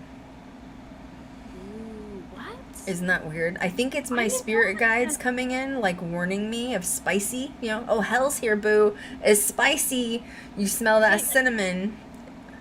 Ew, you cut out again. I'm getting, like, red marks on my chest. Are you really? That's weird. Well, your name tag's in front of you, so you'd have to, like, sit up a little bit higher. Can you see it? Oh, it's like a rash. Yeah. That's weird. Anyway, it's fine. Get out. It's the cinnamon. I'm just kidding. Cinnamon. It's spicy demons. Demon House. I saw Demon House when it premiered. I was in the same theater as Zach. I didn't know he was sitting behind me. Asshole didn't say hi until it was over, and he scared the shit out of me. But yeah, when Demon House premiered in the theater had all kinds of problems. The lights were flashing. The film stopped a couple of times. It was a mess. Oh my gosh. It was, and everyone, and like, I didn't know he was behind me the whole time. So you can hear the whole audience, like, talking shit, like, is it a ghost? Like, what's going on? You know what I mean? And, like, it was a mess. Like, then, like, before the movie was even on, like, done, like, you know, the documentary, the lights, like, in the whole house came on. And it was, like, everyone's, like, it was, like, okay, well, it's almost done, get out now. Like, so, yeah, I that energy is, like, very, very prevalent when you've been around it. Well, you just know it, period. Like, when you've been around it, you just know it. It's interesting because I've seen the documentary by myself, and Krystal put it on once at her house when I came to Vegas to visit, and I was pacing for, like, the solid time that documentary was on that TV. I don't even know why, to be totally honest with you. I couldn't stop pacing. Someone said that's so weird because cinnamon is the only scent they use to cover the smell of bodies in apartments when someone passes on. Well, that's terrifying. Thank you for letting me know how messed up I am. I had a friend who used to help with cleanup, and it was a cinnamon smell. Ew. Wow. You know, that makes sense, though. That makes sense. That creeps me out. Yeah, if I'm around something dark, and I'll be like, I've done it even with you, even when it's not dark. I'm clairsentient. I can get, it's gross. I'm the kind of, I get this thing where, like, I can look at a picture of somebody, and I can, and, like, literally on my phone, and I can tell you how they smell. I hate that, because sometimes it's not pleasant, you know what I mean? But, like, I'll look at Cat, and I'll be like, do you smell that? Or, you know what I mean? Like, it smells like cinnamon, and I know it's my warning for something, you're about to encounter something dark. I know it's my warning for it. And then, ugh. I did not know they used it to cover dead bodies. It's messed up. It's so messed I up. have heard people, I can't remember what show I was watching where it happened, or if someone told me about an experience, but someone was somewhere in Europe where the bubonic plague was, and they kept smelling a strong scent of flowers. And they're like, this is so weird, because you're literally in the middle of this, like, granite or, like, stone building. And come to find out, you think of that nursery rhyme, Ring Around the Rosie, a pocket full of posy. That was the bubonic plague. Ooh. That was based off the bubonic plague. So it was Ring Around the Rosie, because you'd start to get, like, red rashes.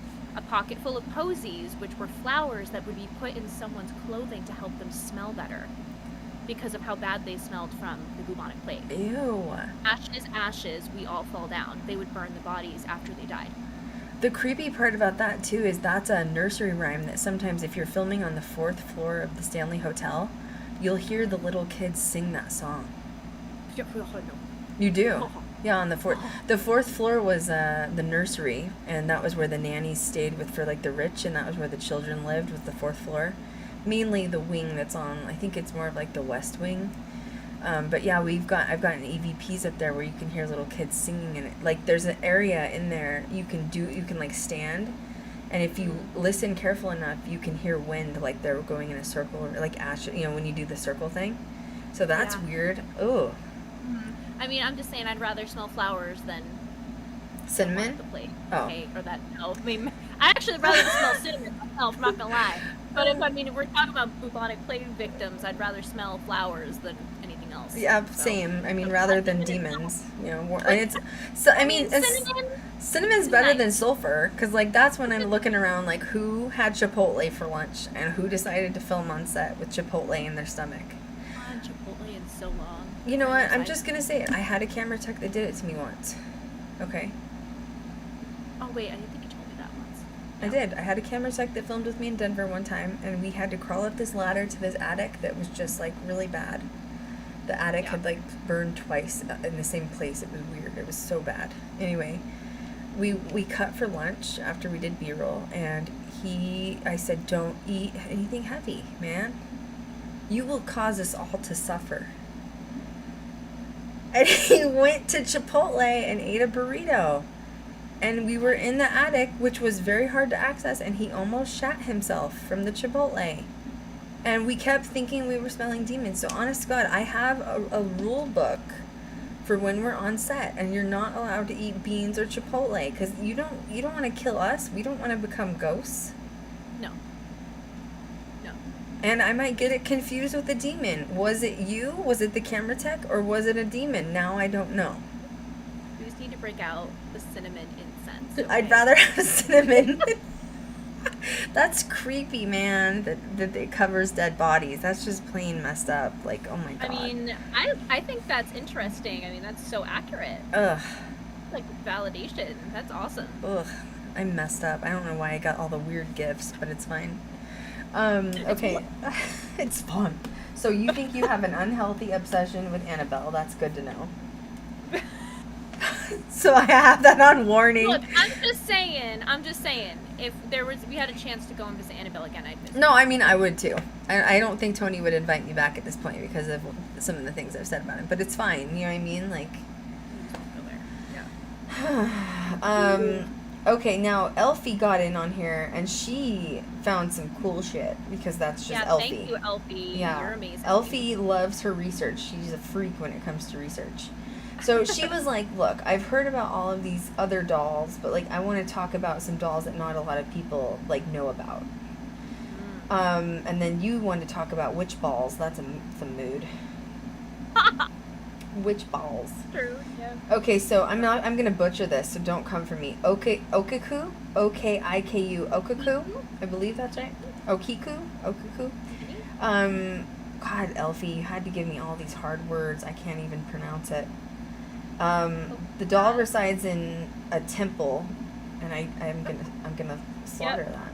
I'm gonna slaughter. Hang on, just stand by. Elevator music. Japanese. Okay, it's Japan. It's a city in Japan that I cannot pronounce, and it's spelled Hokkaido. So she says that word. it looks like it's a pretty ancient story of this doll, but it was a doll that was supposedly bought in 1918 by a 17-year-old boy, and he bought it for his 3-year-old sister. It said that she loved her new doll so much she took it everywhere with her, even sleeping with her in bed. And she gave it kind of a new hairstyle, it looks like. She cropped its bangs very bluntly and then the back.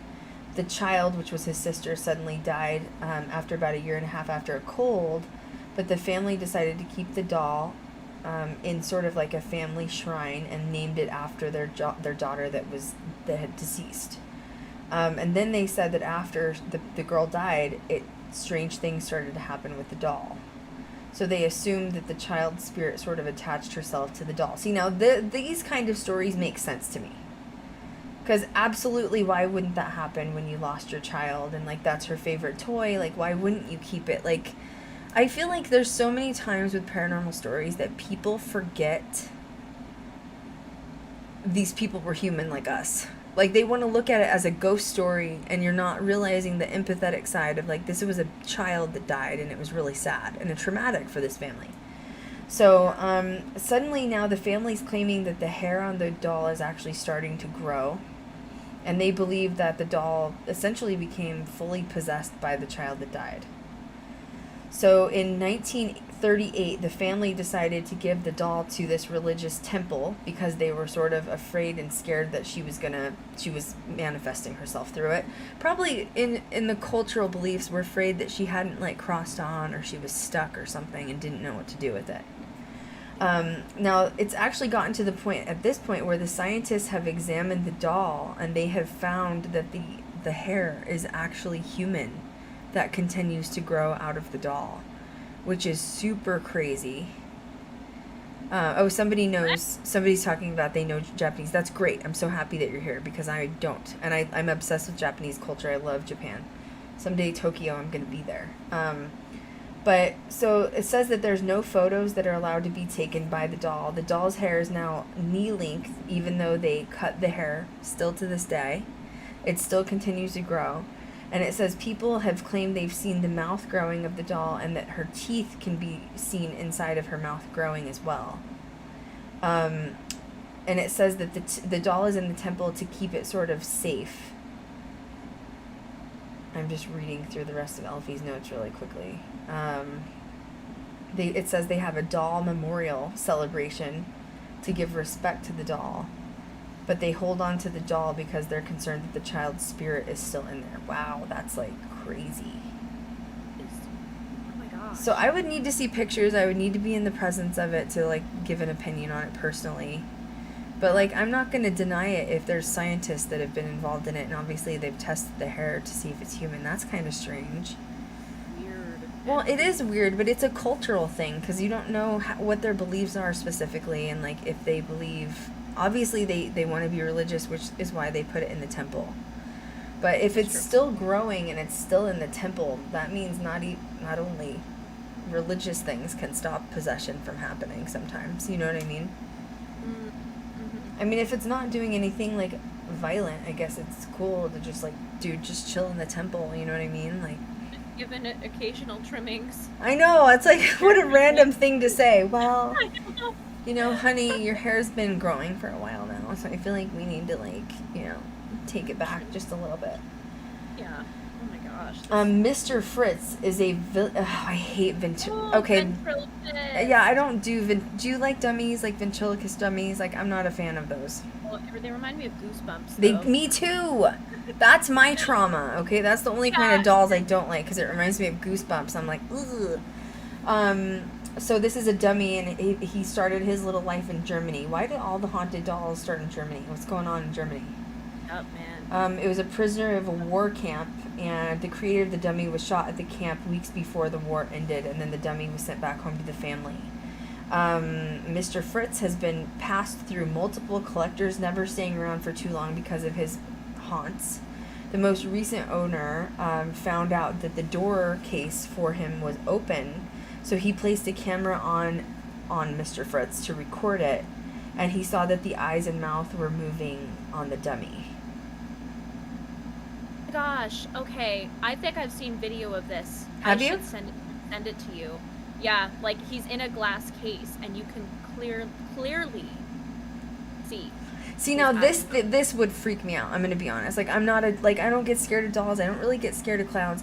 Like, the only kind of clowns I get scared of is when they're like actively jumping out at you. Like, anything that jumps out at me that's gonna make me scream. You know what I mean? But like with this, what is it with the ventriloquist? Like, why is it creepy? Is it because the jaw is like one piece and it's like, blah, blah, blah, you know what I mean? Like, what, and like the eyes, like. No, just the way they make them. It is. Those do make me feel nauseous. I don't know why. Goosebumps. It's got to be Goosebumps. I'm going to blame R.L. Stine for that one. Okay, Letta is an Australian haunted doll from 1972. She was discovered underneath a porch in Australia, estimated to be about 200 years old. Possibly Romanian? Wow. A psychic claimed that it was made by a Romanian person after their child had drowned, and the psychic claims that her spirit was transferred into the doll. We know how that worked out last time. Yeah, we've heard this story before. Letta has real human hair and a toy brain. He has caused it to rain outside, and he knocks on picture frames and shoves them off the walls. Dogs have also been known to want to attack the doll, and he emits some sort of like a real pulse. People also feel great sadness when they're around him. That's kind of sad. The ventriloquist doll is the only one that really creeps me out really bad. Like, so. I mean, toy brain's a little weird. Yeah, why would you put in a toy brain? And it's 200 years old. Like, you had to have thought about that like quite a while ago. Wait, what does a toy brain look like? I feel like Haven't you seen the like Papa, like, what are those called? Those like collector toys they've been cutting open on like TikTok, and they have like a plastic brain inside. You haven't seen that? No, I haven't seen that. Yeah, I don't know. Whatever. I wouldn't waste the doll or the toy by cutting it open just for a plastic brain. So how do you protect yourself from haunted dolls? Through witch balls, of course. Through witch balls. Glass witch balls. Okay. So the witch balls I wanted to talk about because it corresponded with the island of the dolls, because there were some witch balls hanging. Oh, that's right. I forgot to talk about that. Yeah. I forgot to. Why do you think the purpose? Okay, so if you have a doll, you have an island that's abandoned in the middle of Mexico, in the middle of water, no like electric outlet, and thousands of creepy doll pieces hanging all over the place. Why are you going to put witch balls up to stop what you've now created? That makes no sense to me. I know. It almost feels like somebody or Julian that, for putting the dolls up felt like it kind of got out of hand, or the energy got out of hand. But they claim that if you have like a hollow glass ball that's like suspended in a window or in an area that has like high activity, it will like ward off evil spirits, or evil spirits will be like attracted to the beauty of the ball. They're these like glass blown, really pretty ornate glass balls. I don't really know. So at what point is your ball full? That's a really good question. At what point do you have to get rid of your full ball? Okay, here's a theory. Perhaps glass balls break. Okay. But then do you release the spirits? You know what I mean? Yeah, that's messed up. Okay, that's messed up, Cat. I just had a revelation, and that did not sound. I was trying to think of like crystals. Like when they say when a crystal is like served its purpose and like it you don't like need busts. to break. Yeah. Yeah, but that wouldn't make sense. I don't want no broken glass balls. Okay, you know what I'm saying? Like, that's dangerous. But anyway, yeah, the balls can be any. Balls come in all shapes and sizes. You know what I mean? They're colorful. Yeah. Yeah. Doesn't matter. Yeah. They can be designed. They can be ornate. It can be big and little, at the same time. So if you see people with glass balls hanging in their kitchen, I would ask these people if they are witches, okay? Yeah, true. If you go on a date with somebody and they have balls hanging from the ceiling, they're a witch when. Yeah, exactly. Okay, so that means that they have an evil spirit in their house, and you should probably just dip on out because they're trying to catch the evil spirit in their balls. Oh, God. Okay. Don't get Kat and I ranting because we'll just lose it. You know what I mean? We talk about balls for the next 30 minutes. It'd be great. Oh god, it's like the Vlad, when we did Vlad the Impaler, that was pretty Oh rough. my god, I was like impaled. Oh god, you're like, they really took know the how to- staff up his hole, and I was like, Cat, what are you doing? It's like, I don't know how else to say it. Things were inserted places. Okay. So, okay, do we think dolls can be haunted? For sure. Yes. Do we think objects can be haunted? For sure. Also for sure. Once again, you know, the horror stories are always of people being like, I told the doll off. But why are you, like, is your ego that inflated that you're going to go up to an inanimate object and, like, tell it to F off? And then you get, like, bad karma or you get in a car wreck? Like, why are you telling inanimate? If you don't believe, then why are you telling it off, is my question. I feel like it also starts with some of these psychics, man. No hate to psychics, but man, it always seems to get triggered worst when they get the advice of a psychic. So maybe don't do that. I don't believe. I mean, I have a really big issue with psychics. I really do. Yeah. I'm very lenient and careful with who I listen to that has, quote, abilities, just because. Yeah. They could be wanting money, and you know what I mean, like. And You don't I really mean, know. or you know, you don't know what their intentions are. Yeah, like if you really have those kind of abilities, could they push something or force something to go into said inanimate object? I don't know. You know what I mean? Like, could that psychic cause the bad demonic thing to go into Annabelle? I don't know. Like, it's kind of like going back to Lizzie Borden for a minute. There was a psychic that was working there. I know I've talked about this before, and I'm going to get on my soapbox. Everybody get ready. There was a psychic that was at Lizzie Borden's, and she claimed to have spoke to Lizzie herself.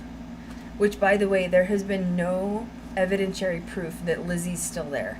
Everybody but Lizzie is there, essentially. But this psychic, I say it with air quotes, this psychic said that Lizzie Borden claimed that she was molested by her father, and that was why she murdered her stepmom and her father. But there's been no proof backing that up. And then what happens after that? Everybody goes into Lizzie Borden's and starts accusing the Bordens in ghost form of being child molesters. And there's no proof. It was just because the psychic said that. And, like, that stuff is what pisses me off so bad. And then all of a sudden, the Bordens, the mom and dad that are still living there, because that's who's there in spirit form, there's all these angry things happening. They're knocking things off the wall. They're tilting tables over. They're getting mad. Wouldn't you, if you were starting to get accused by strangers of child molestation? I'm not saying it did happen, and I'm not saying it didn't happen. I'm just saying that unless it's a fact, like what we're supposed to go off to with historical information, or you've captured it via like spirit box or some other way of information, you shouldn't be going around accusing spirits of that. Yeah, the activity did spike a lot, really aggressively. There were photos of even some investigators and people staying there of like having really bad scratches and like bruises on their bodies. Well, yeah, it went from being a somewhat pleasant place to stay and investigate, like the Stanley Hotel. And then it took a really dark turn because all these investigators are now going in and making a muck of the place, like literally. Well, talking about, mentioning things they don't really know about. Mm-hmm. You know what I mean? Yeah. It's a little too late for that theory. Well, it is, right now. but now you're going in with these people that are now owning Lizzie Borden who are tweeting from the dead manager's account. They need to be releasing an apology because it's somebody from within there. They need to release a public apology, and I think they're trash, honestly. If they're letting their employees or not taking accountability for it, I think it's trash. Crazy. I mean, imagine that being your family member who died in June and then somebody's tweeting from the account. You're right. If it was hacked by a bot or hacked by someone else, it would be like retweeting porn or something weird or some random links. Yeah. Funny. It wouldn't be this heartfelt response of, I'm okay where I'm at. Who do you think is actually going to buy that anyways?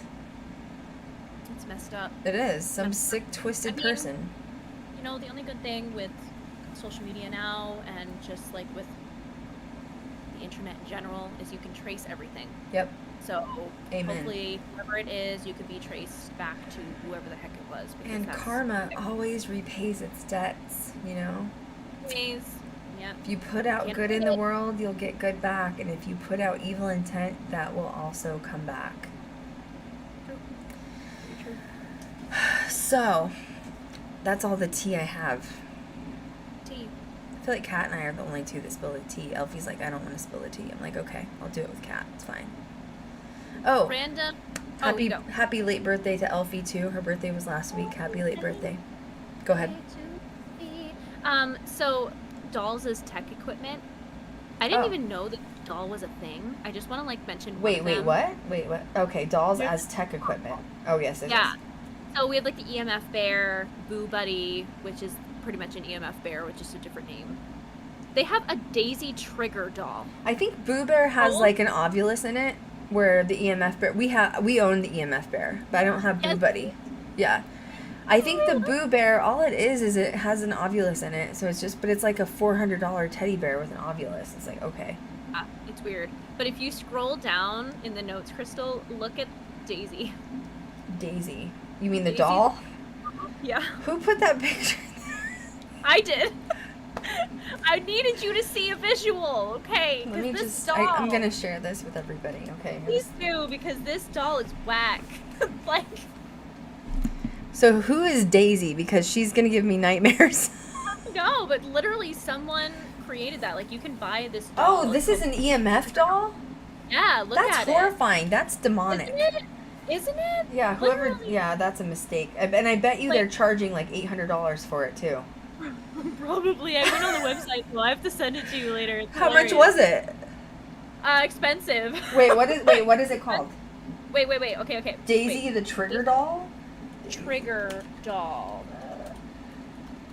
Okay, here it is. Here it's at funkylighting.com. Funky Lighting. Okay, Yeah, that's a it's new a- company. It's Oh, $129. they're out of the UK, and it has a built-in K2 meter, which those are kind of shit to investigate with, anyways. Right. But So the that's- eyes glow. That's too. why they're only two. It's only $100, but like That's terrifying. it's horrifying, honestly. Are dolls really haunted? Is a question on the website.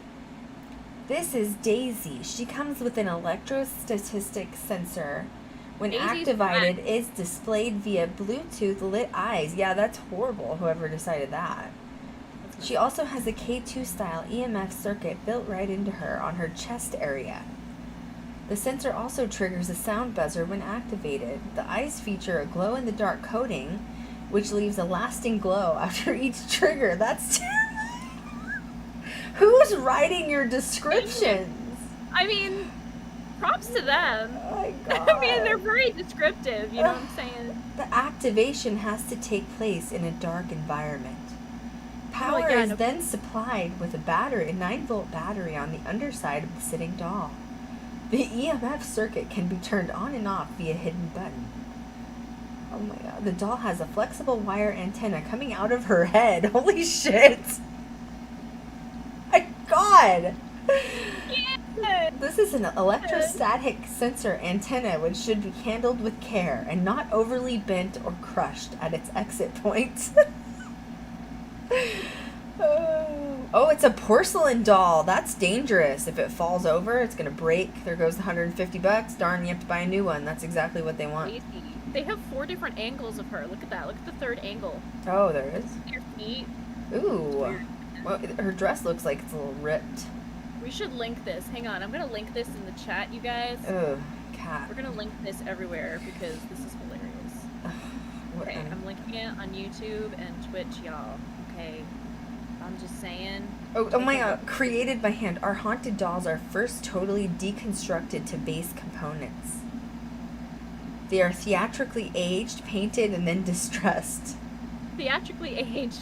The Probably idea with is that coffee. they should look like they are old and lost in a long forgotten toy discovered in an old basement. Okay. Specific. They said Very specific. they are much like a film prop in a horror movie. Yeah, it looks like that, pretty much, 100%. And you just got some free advertising. If you want to sponsor by Ghost Girl Diaries, hit me up, Krystal at ghostgirldiaries.com. I'll promote your strange, creepy ass doll. On that note, I will not be ordering one because it will haunt me in my dreams, and I'm shutting my laptop. Creepy? Yeah, that's horrifying. I had to put it in there. I'm sorry. I had to put it in. Someone said it will also summon demons in 5 seconds flat. Jeez. Pretty much. Oh my god. Pretty much. Gosh, this is where our combos go, you guys. Yeah, if you Sorry. want to go to funkylighting.com, I'm not sponsored by them yet. No, I'm just kidding. Gosh, it's messed up. Anyway, thank you guys so much for tuning in. That is our podcast for this week. I don't even know. What am I doing with EILFIE next week? Do we even know the topic? Let me look right now. We're just going to look right now. I think she's on vacation right now, so I haven't chatted with her, but... She'll be back next week, though. And...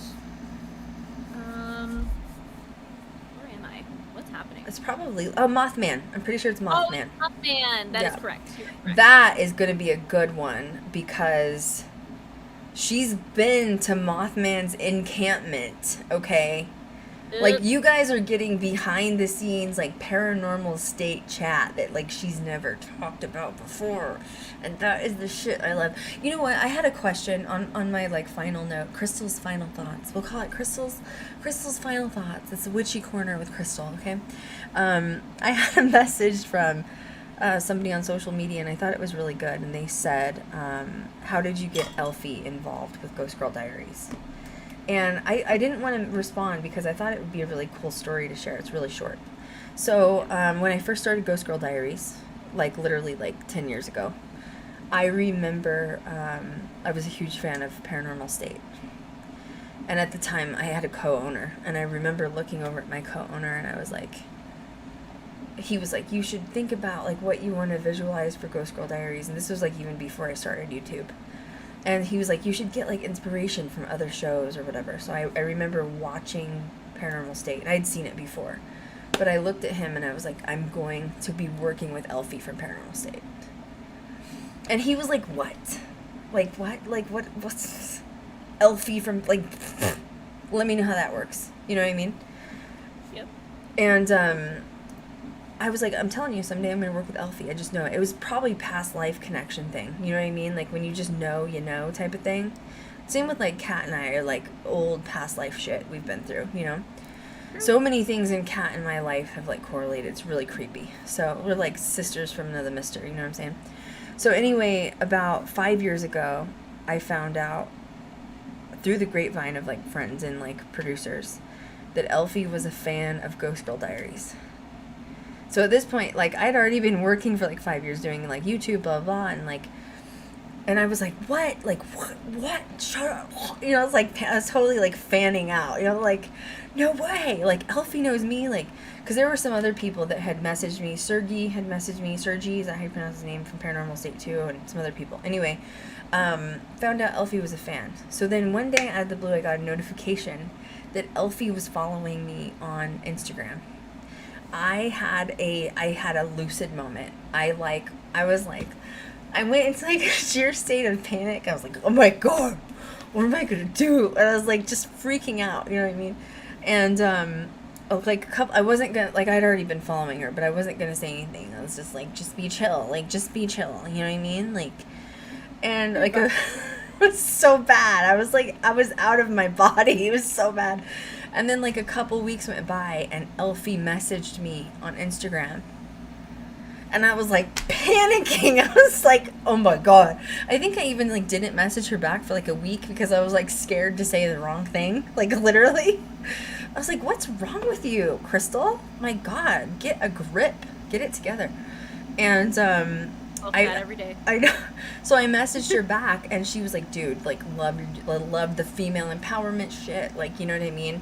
And so we had, we stayed in contact, we exchanged phone numbers, been friends for like a few years at that point. And then 2020 happened, which we all know with COVID. And she had messaged me a few times, and she was like, dude, like, I want to come on a podcast. Like, we should do. And I was like, oh my God, you, EILFIE from Paranormal State, wants to come on my podcast? Like, what? You know what I mean? Like, I was still having a moment. It's like, Jesus, like, issues, man.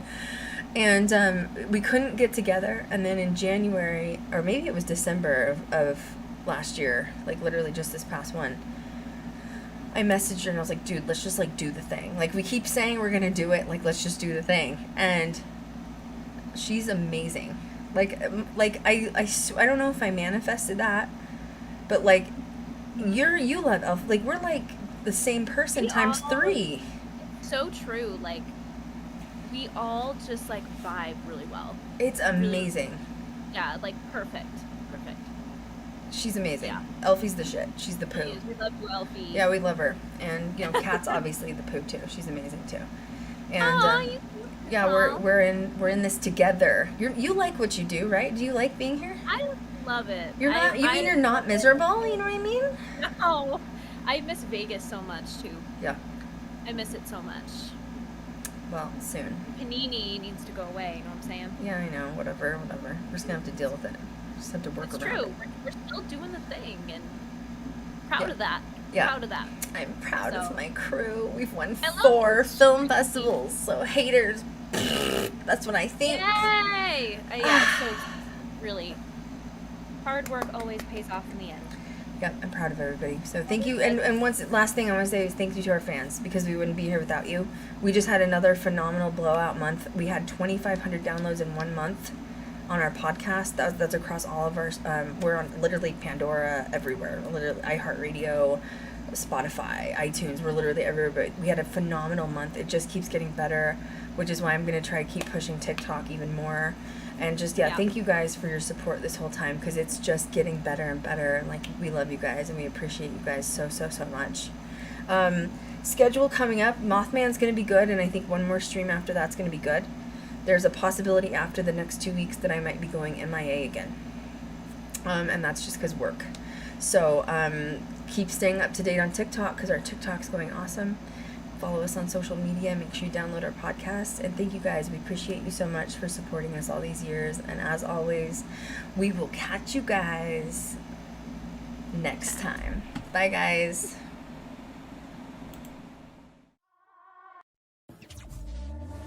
Back from the dead.